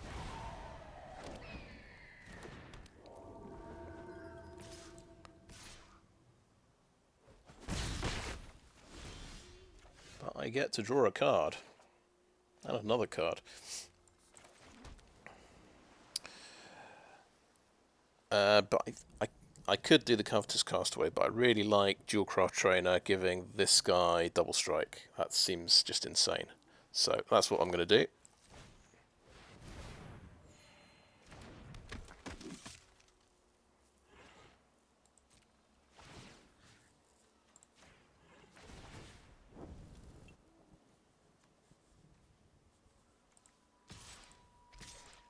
Yeah, we'll keep the token back.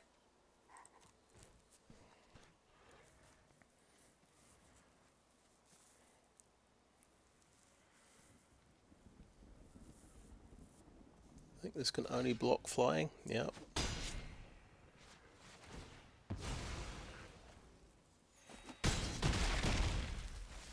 And we'll play a Silver Bolt.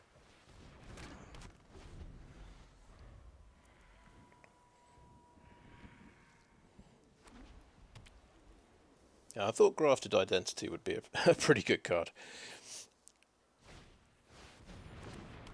Worth switching to blue for in the second pack. Oh, it's gonna. He could have had my Castaway.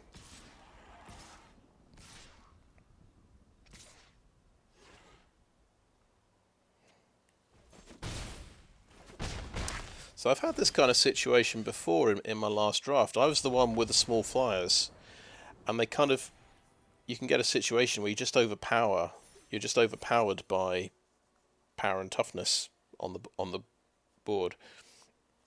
If they can take out your biggest creature that's holding the team off, then you just have a big advantage.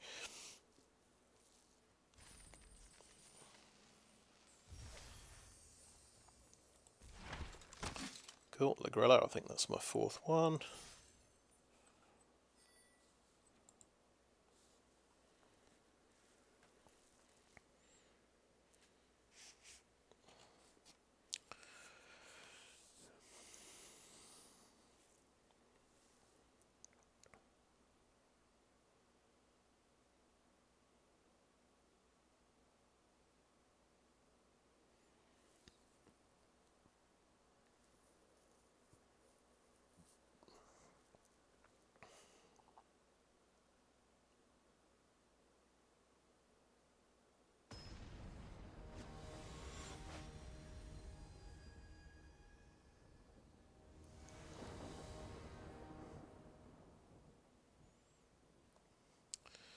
Okay, lands look good.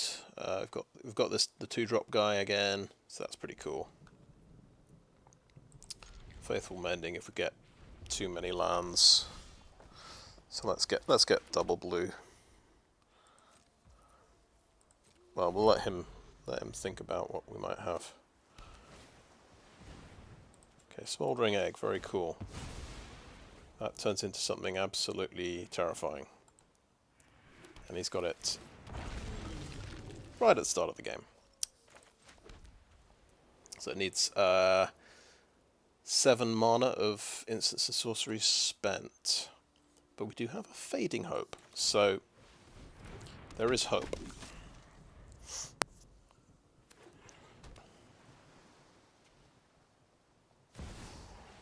Oh, the Poppet Stitcher. So he's gone from rare to mythic. So yes, that's crazy. Okay, let's go double blue. Why not? And let's swing in.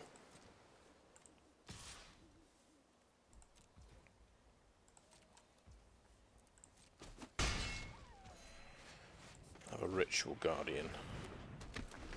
Guy's a bit more, bit scarier.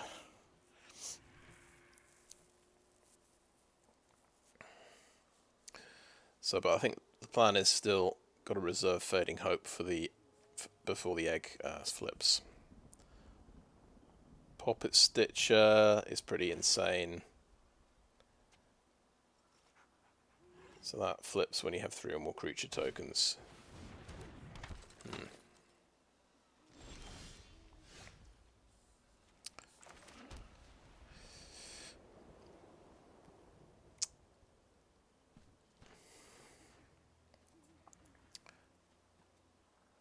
Okay, actually, Component Collector will give me Coven, so this guy can swing in with Lifelink.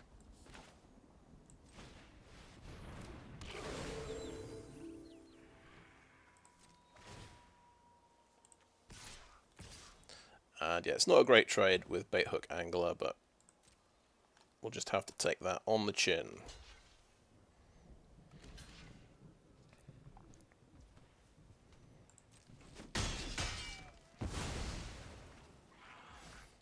And end the turn.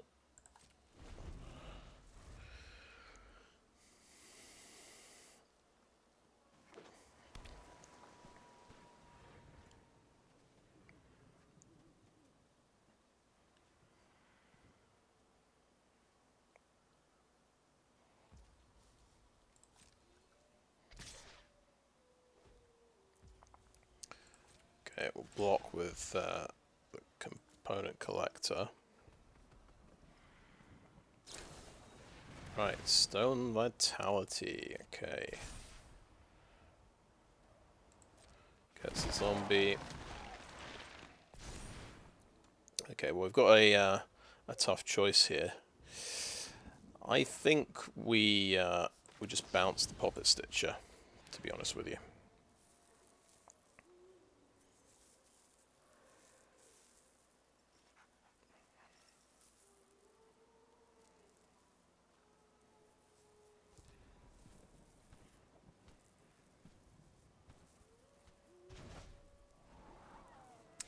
Okay, Stuffed Bear. I can get on board with that.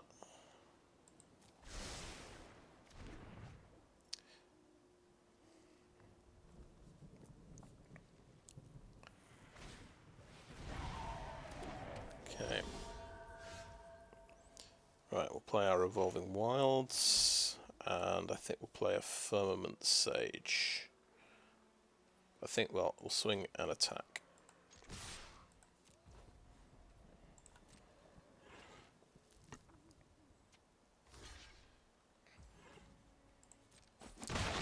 Building up a life total here, so that's quite good. We'll go ahead and use this now before we forget to use it.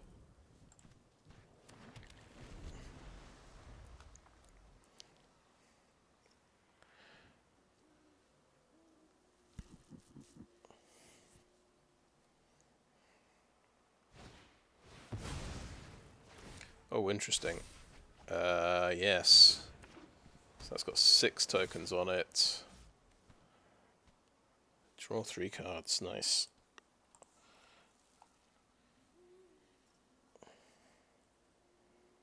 And then he just needs a 1-mana spell, and he's got his dragon. Okay, Duelcraft Trainer gives me double strike. That's pretty cool.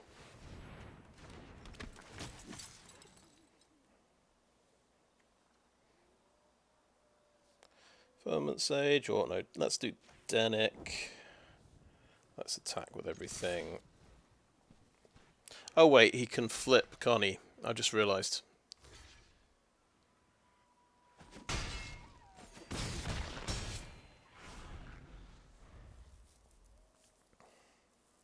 I was thinking he could flip at instant speed and mess me up.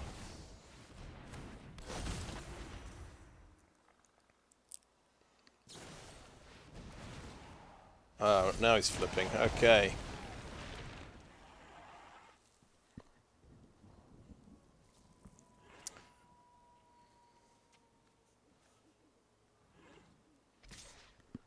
And that flips, doesn't have summoning sickness.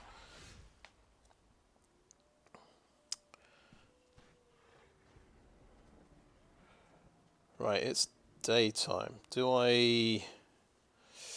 I think the sooner I get a removal spell, the better, so we're not going to worry about... Yep. Okay. Let's see how it is. Play a stuffed bear.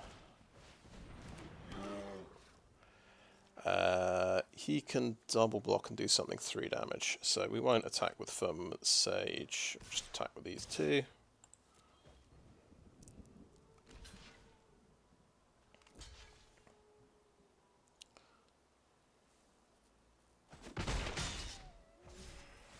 And end the turn.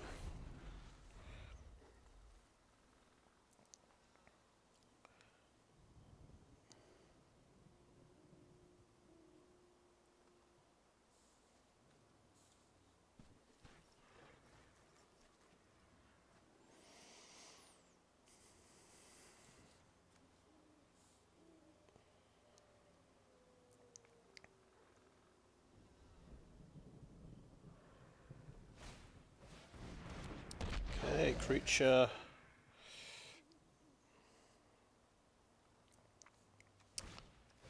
Falcon Abomination. Okay. Where are the spells?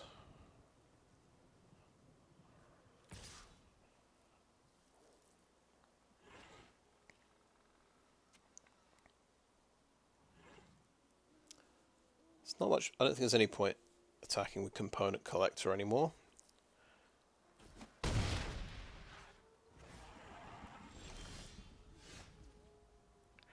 Okay, Sigarda's Splendor. We're not going to increase our life totals, so no point in that card. We will, however,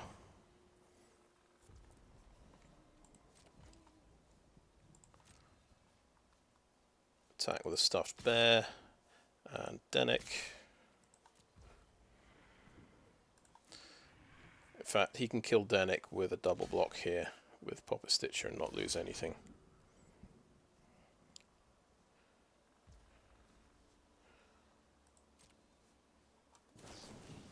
Secrets to the Key, so yeah, Festival Crusher gets to do some damage. Gets to do 2 damage to the bear as well.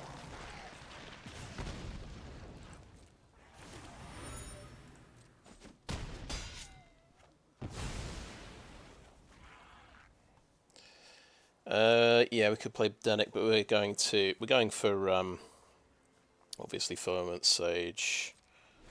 We want to draw a card. Let's tap his flyer. Poppet Stitcher is going to turn into Poppet Factory as well, which is kind of bad news.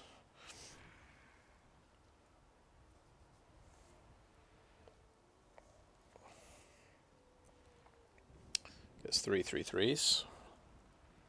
Can attack every turn.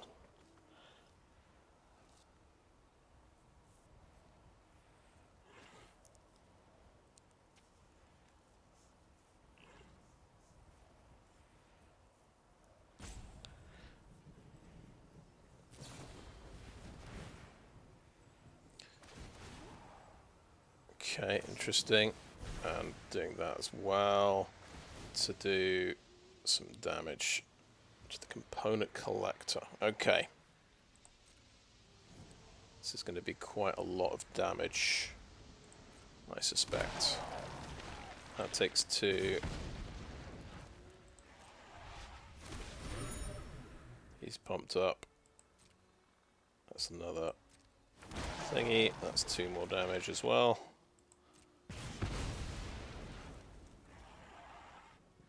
Geist Wave. So this goes back to my hand. Okay, that's getting tapped. I get to draw a card. Yeah, and then these all transform.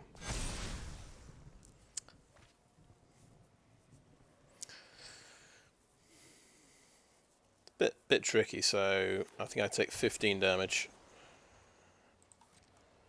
But he's got kind of the perfect spells deck. He started with Smouldering Egg into Poppet Stitcher, which is pretty insane.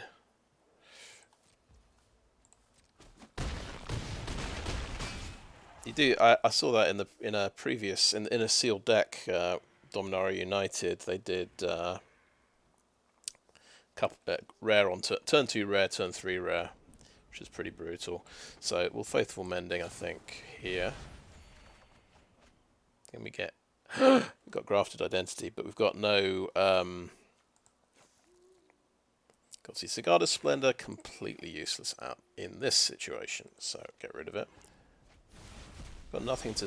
We do have one thing to sacrifice. We can play Covetous Castaway, but we've not left us in ourselves enough mana, so that's annoying. To deal with it.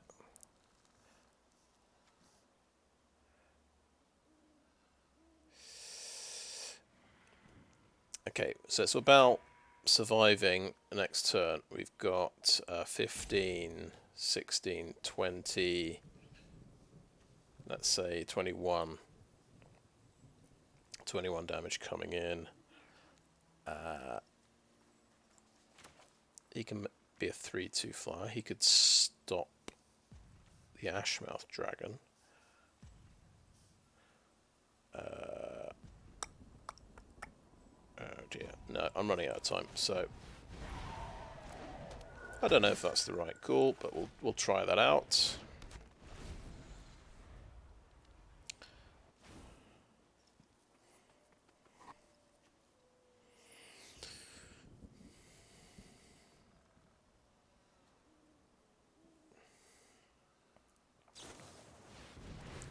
Okay, burn the Accursed probably is good enough.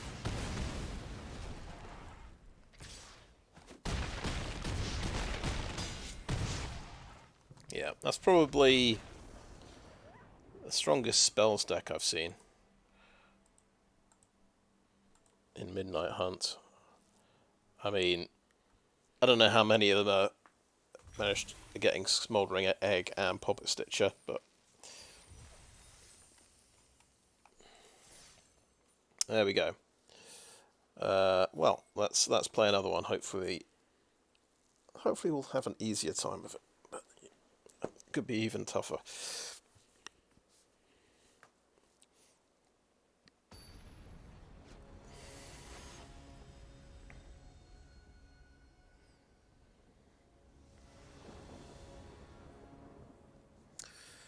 Well, we're lucky. We've got. See, I've got my 2-drop on turn 2. My rare. So I've had a pretty good record of getting this guy. Can't complain. Now we've got a 2/3/4. We've got a good rollout of creatures. Okay, yeah, this thing's quite annoying, isn't it? You want it to die when you don't have any creatures left. So then it's going to do me a point of damage every round or something.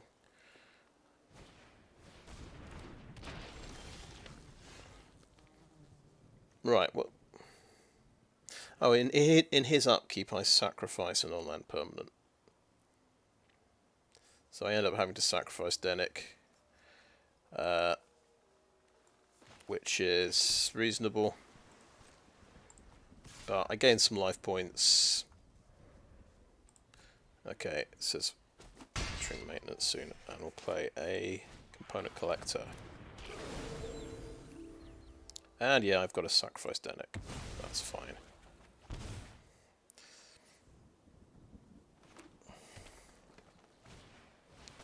Okay.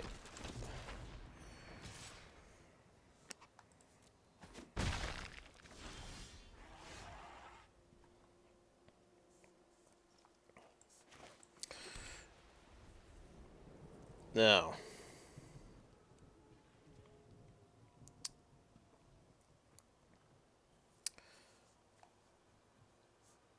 do we Dennick? Because this gives him something he has to deal with. I can't block the hobbling zombie, but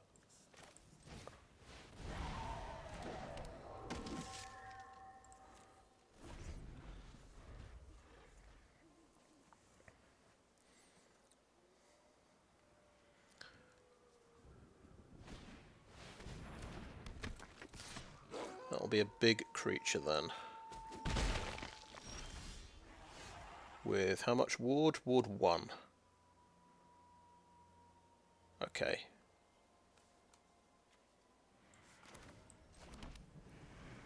I guess we'll Cathar that then.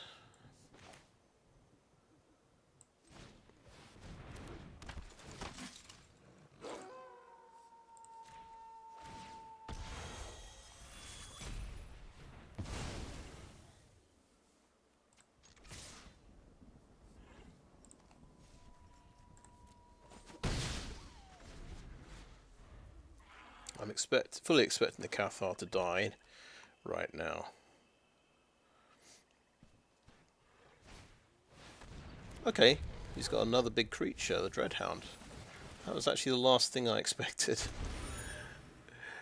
Oh, I get a clue token because creatures went to the graveyard. He had a meat hook massacre that he's missed out on. Okay, no blocks. Oh, okay, Grafted Identity, you say. Now, what I'd like to do is sacrifice a human token for this, but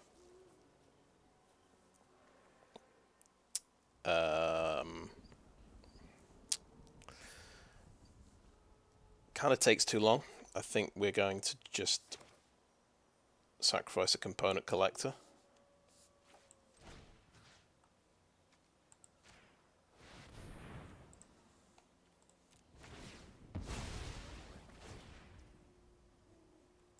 I'll lose 1 life. I'll investigate. And I'll swing.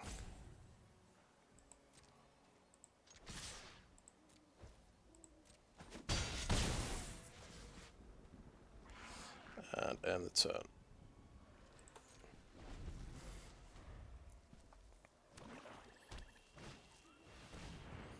Oh, okay, nice. He had the answer.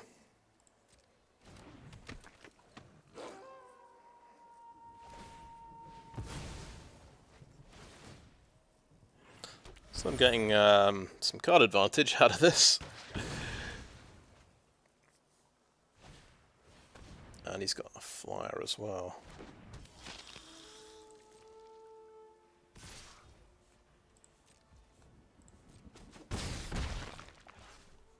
Okay, better start popping some clues.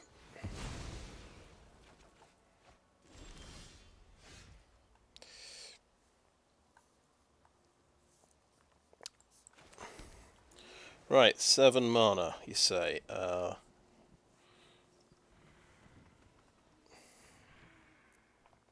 this gives us a 1/1 blocker.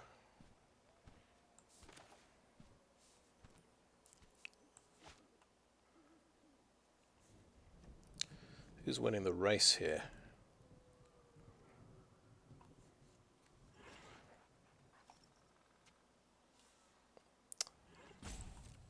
I'm gonna be positive. I'm gonna swing in with Dennick like this. I'm gonna say I'm gonna win in 3 turns, right? This gets us a chump blocker. And this guy can have lifelink next turn if he survives, which is possible. And that helps us race. So pop you there, and let's have the 3/3 trade with the zombie, and we'll take 2.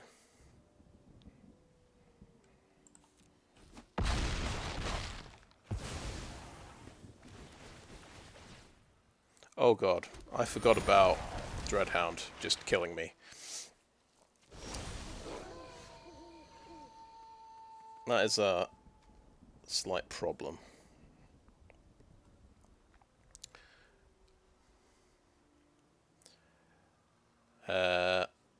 So we can bolt the Interloper, which is nice. The Ritual Guardian doesn't get lifelink anymore, which is a problem. Silver Bolt can hold off the Dreadhound in a way.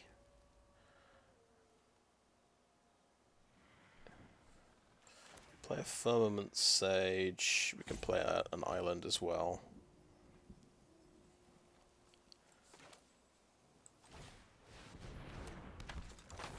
We can hold off the Dawnheart Rejuvenator in a pinch. And we're so low on life, I think maybe Dennick has to trade with the Interloper.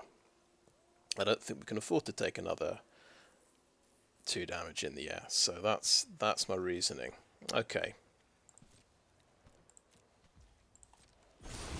Still, what an interesting game. Oh, let's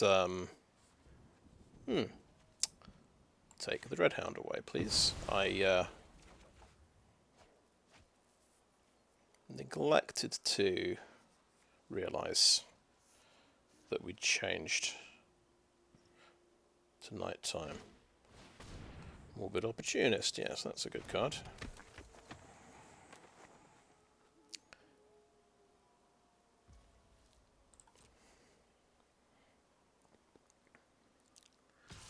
Okay, he's going to swing in with the Interloper and the zombie. Okay, right. So Silverbolt has to shoot the Opportunist. That is all there is to it. You've got a block there. Firmament Sage blocks there to try and keep me alive.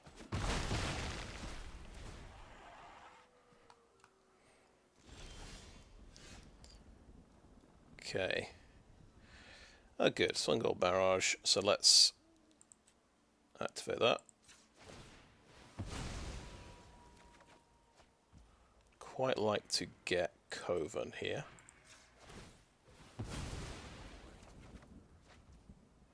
That is a way of getting Coven. Okay, do we play another of those? Yeah.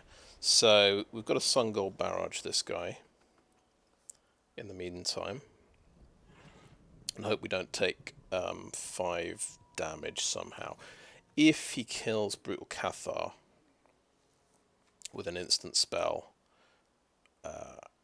yes, that could be a problem.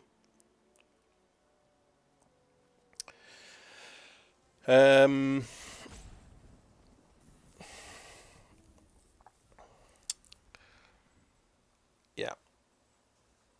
So we can kill this guy, obviously, and swing in for 7.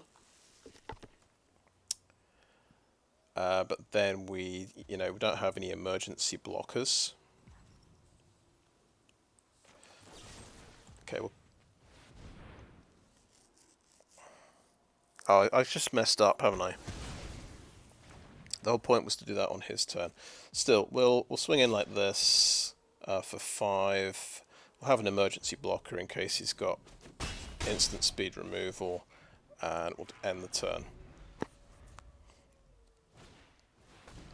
Shady Traveller. Okay, okay, that was close.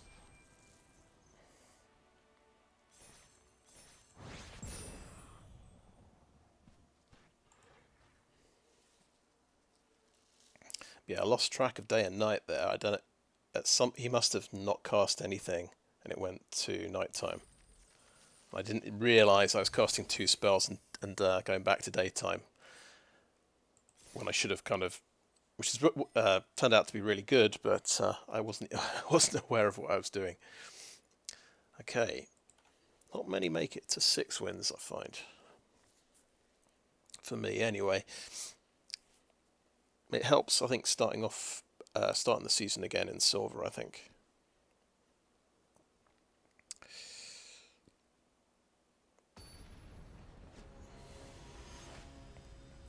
And getting a couple of just, well, probably about 3 outright bombs. Okay, this hand's a little bit iffy, but I've got land. I've got removal spells at least.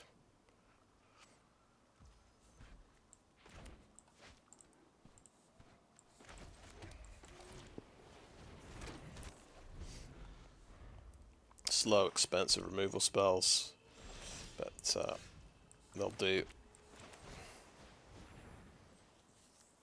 Got a 3 drops, that's nice.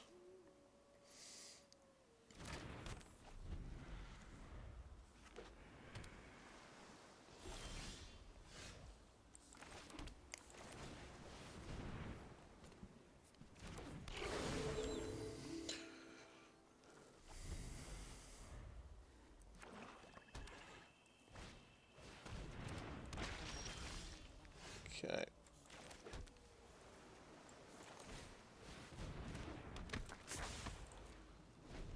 So it's definitely set up quite well to switch to nighttime.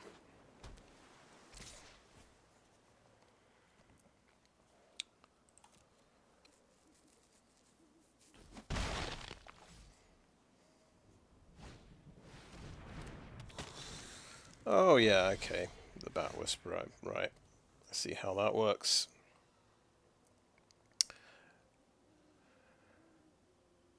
So I think we'll pop the Bat Whisperer straight away.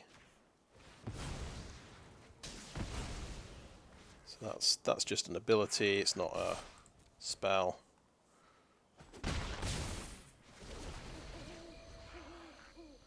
Tap the zombie.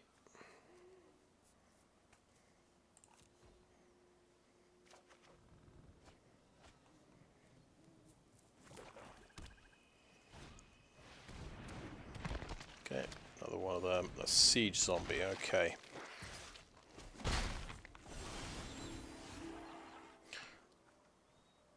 Okay, let's tap us.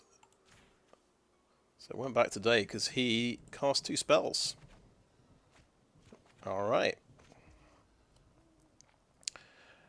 And we could do nothing this turn. We could do a Sigarda Splendor. Wait. Yeah, we could do nothing this turn to tap one of his creatures.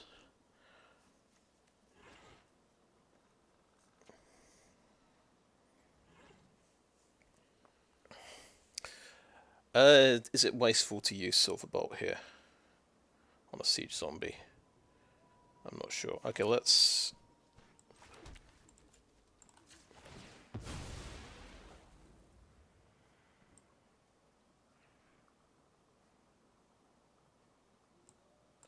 We'll get another plane, so that's fine. It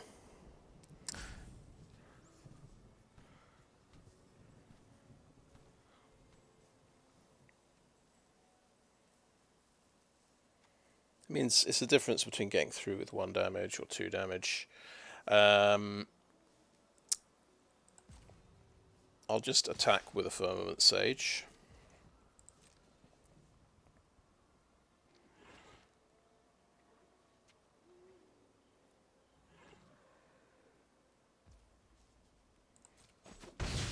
Like that. And we'll end the turn. And we've got... Okay, we'll tap a Hobbling Zombie.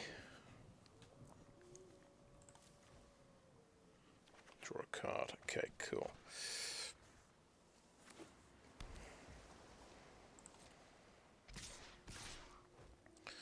Okay, we will pop a hobbling zombie.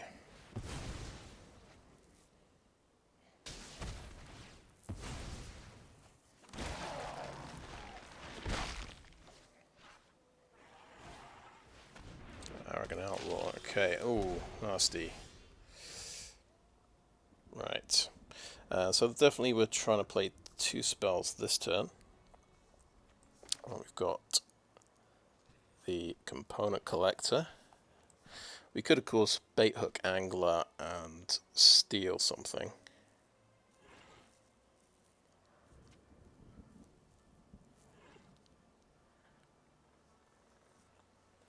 I don't think... Yeah, Sigarda Splendor, again, isn't going to be very good this game.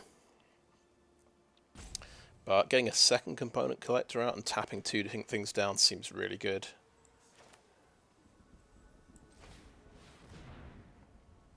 And then we've got the Angler to be a decent blocker on the ground. Let's play a Plains as well. And we don't want to attack with a Firmament Sage, particularly.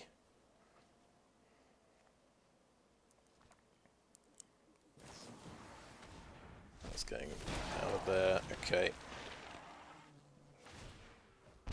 Ouch. So, the problem, guys, are actually the bat's annoying. And Siege Zombie, is that annoying?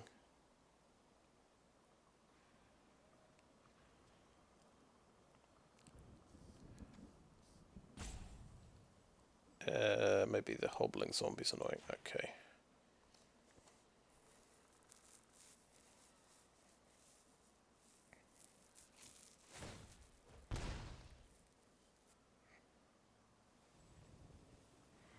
Don't untap it.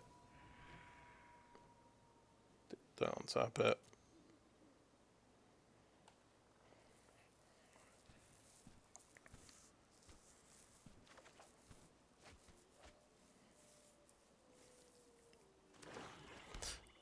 Very good time to draw Devious Cover-Up.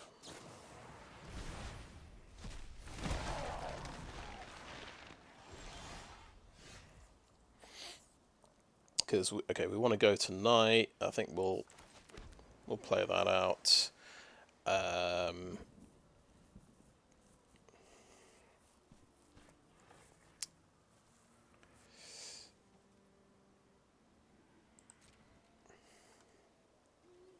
Okay, no attacks. End the turn.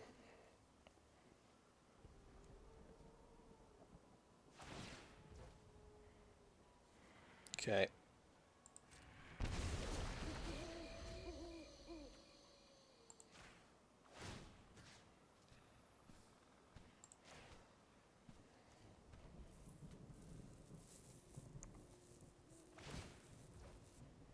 Okay.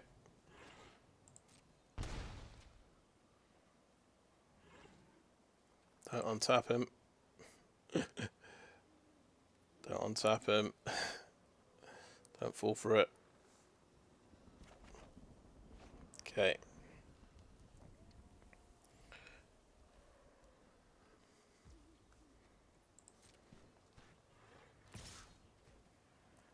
Okay, it's attacking with that guy.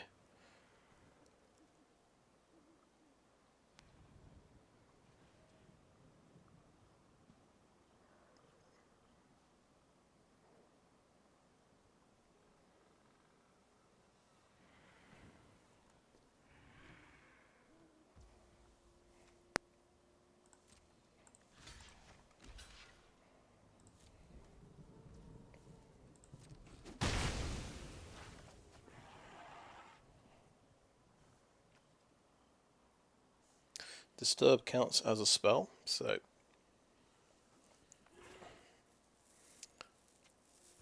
it's worth bearing in mind. He didn't cast anything, of course, but not much we can do about that. Yeah. Okay, my turn.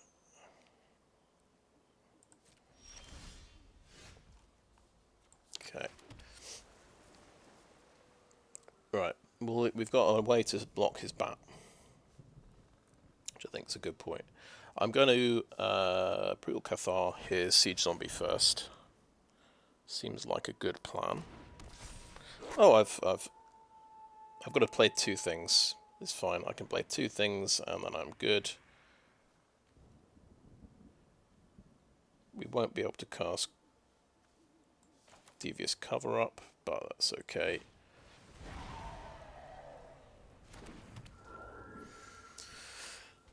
And do we play a Covetous Castaway as well? Covetous Castaway, yeah. Let's play a Covetous Castaway as well.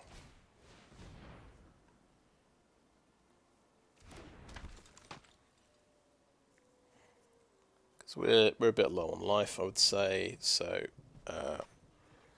Firmament Sage can get in, I think, just about.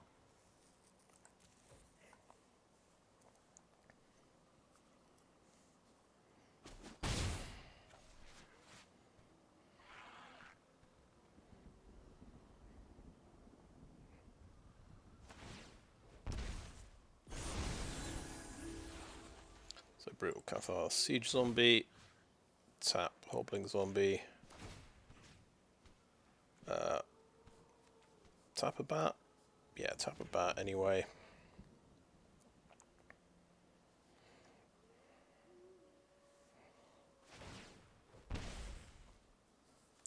Don't untap it. Don't untap it.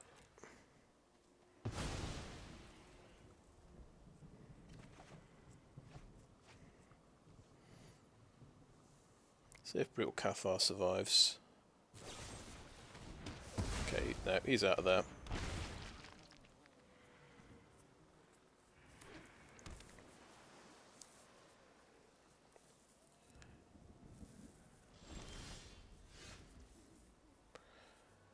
Right, ordinarily we'd want to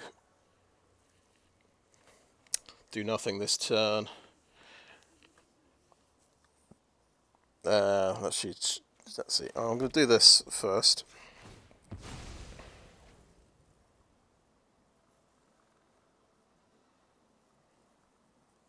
Not too many lands left. 16 cards. How much damage are we going to take from the zombie? 2 more damage. Is it worth? Yeah. Okay. We'll Grafted Identity now to get rid of the Siege Zombie. I think we'll have to do that.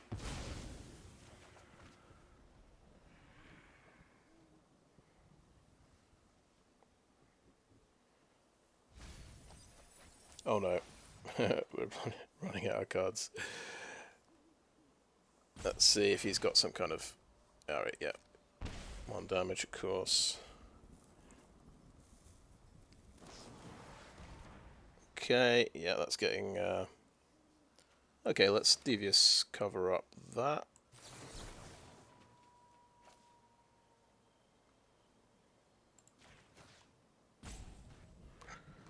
Okay, let's get Cathar back in. Duelcraft Trainer.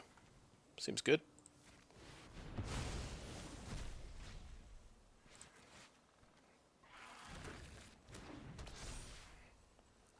Okay, next to combat. We won't... What will we do? Yeah, let's attack with this guy.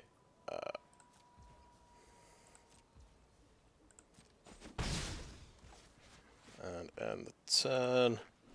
Hobbling. We've forgotten about Hobbling Zombie. I think we just let it through. We're a bit low on life, but... Okay. Yeah. Okay, we probably messed up a little bit here.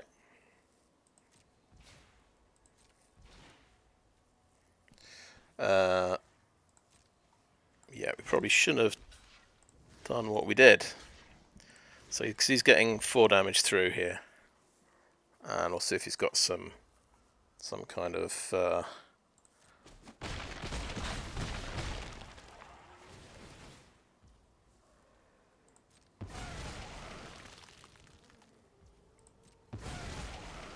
thing.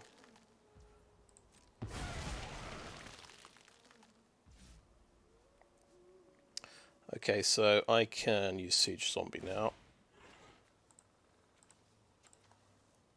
Like that. Okay, tap him.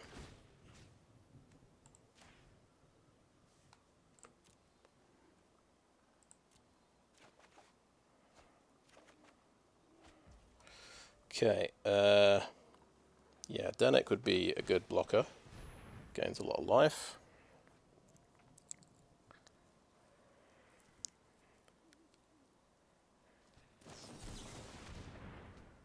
Okay, he's going to Devious Cover-Up that. Okay.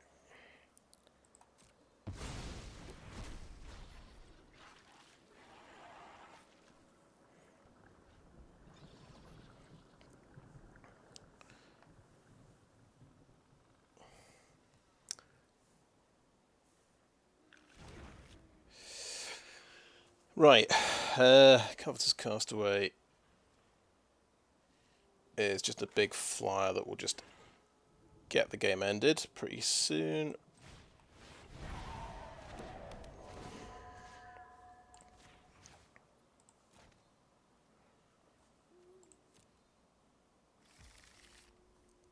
I guess we'll play a stuffed bear as well.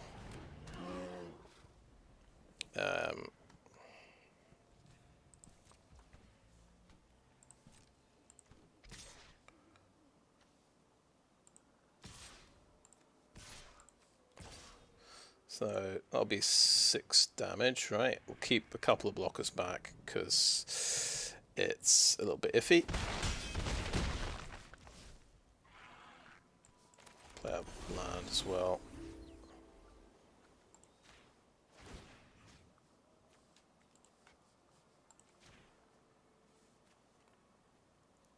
Yeah, you want to tap it. You don't want to untap it. So you got 3 direct damage.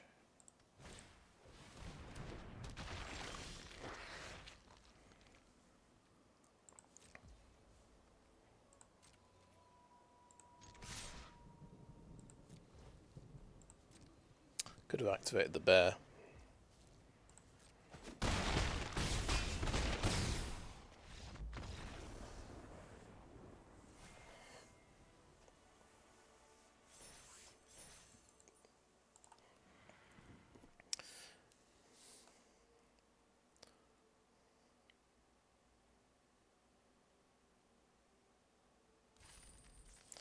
Imagine that, Devious Cover-Up on his rotten reunion.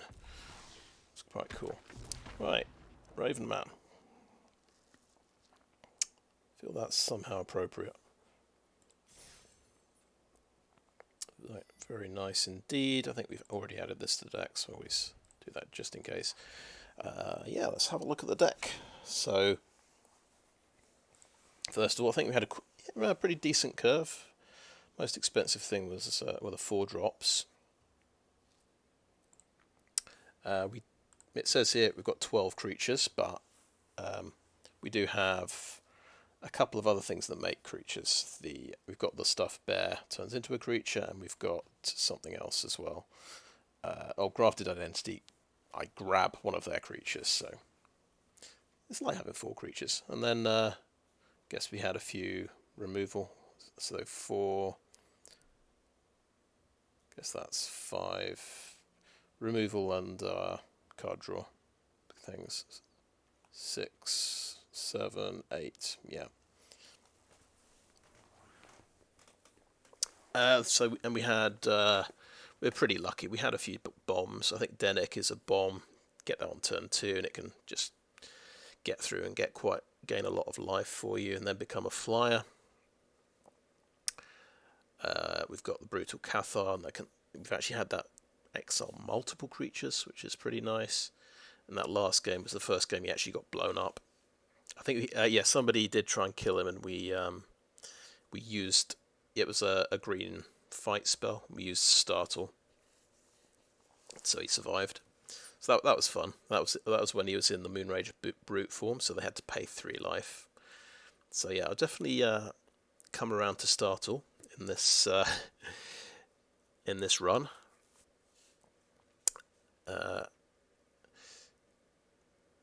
What else do we have? So we noticed I think the last couple of rounds, Sungold Barrage was just a dead card. It's just there's a couple of deck archetypes that just don't have any toughness 4 creatures.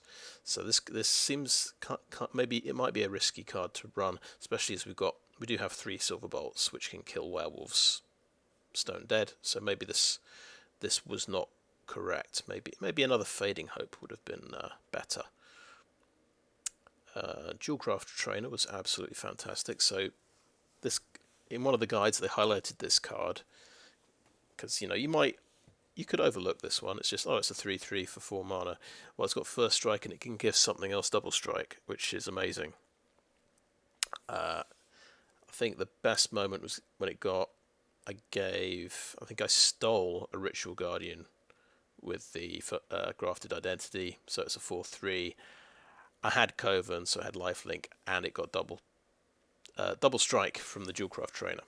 So nice 8-point life swing.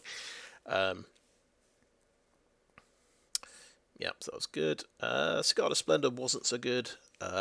We didn't. There were a few times I drew it, and it was going to be useless. It wasn't going to draw me any cards because my opponent had a better board situation. So, yeah, dubious card I think to use unless you've got a bit more removal and life gain and stuff.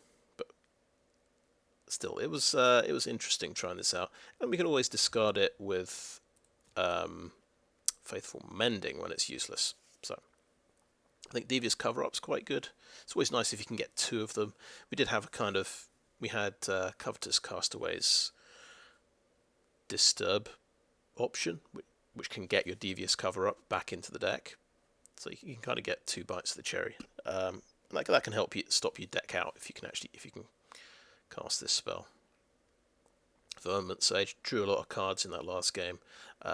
Component Collector was good as well, tapping people down, and just and we did have a few things to do in the opponent's turn. So if we had a day to night turn where we've got to do nothing, we could do things like fire Silver Bolts, have Devious Cover-Up and stuff like that, and Faithful Mending. So yeah, we had a kind of day-night theme working, and to some extent we had Coven working to some extent as well, and of course Grafted Identity is the other bomb. I guess the third bomb in the deck. Pretty fantastic. It kind of it had one moment where it wasn't that good when my opponent had the Geistwave bounce spell, so just it fizzled, and I sacrificed a creature. That's the one drawback you've got to watch out for. If they've got blue, they can bounce their own stuff. But yeah, that was a fun deck to play, and I think I've massively underestimated it. I thought it might go 0/3, but it's yeah. I've cut it down to 40 cards. I've got 3 bombs, so I'm drawing the bombs pretty consistently, and it's doing the job. So yeah. See that prize. Oh, lovely. So I think that is a video. Thanks for watching.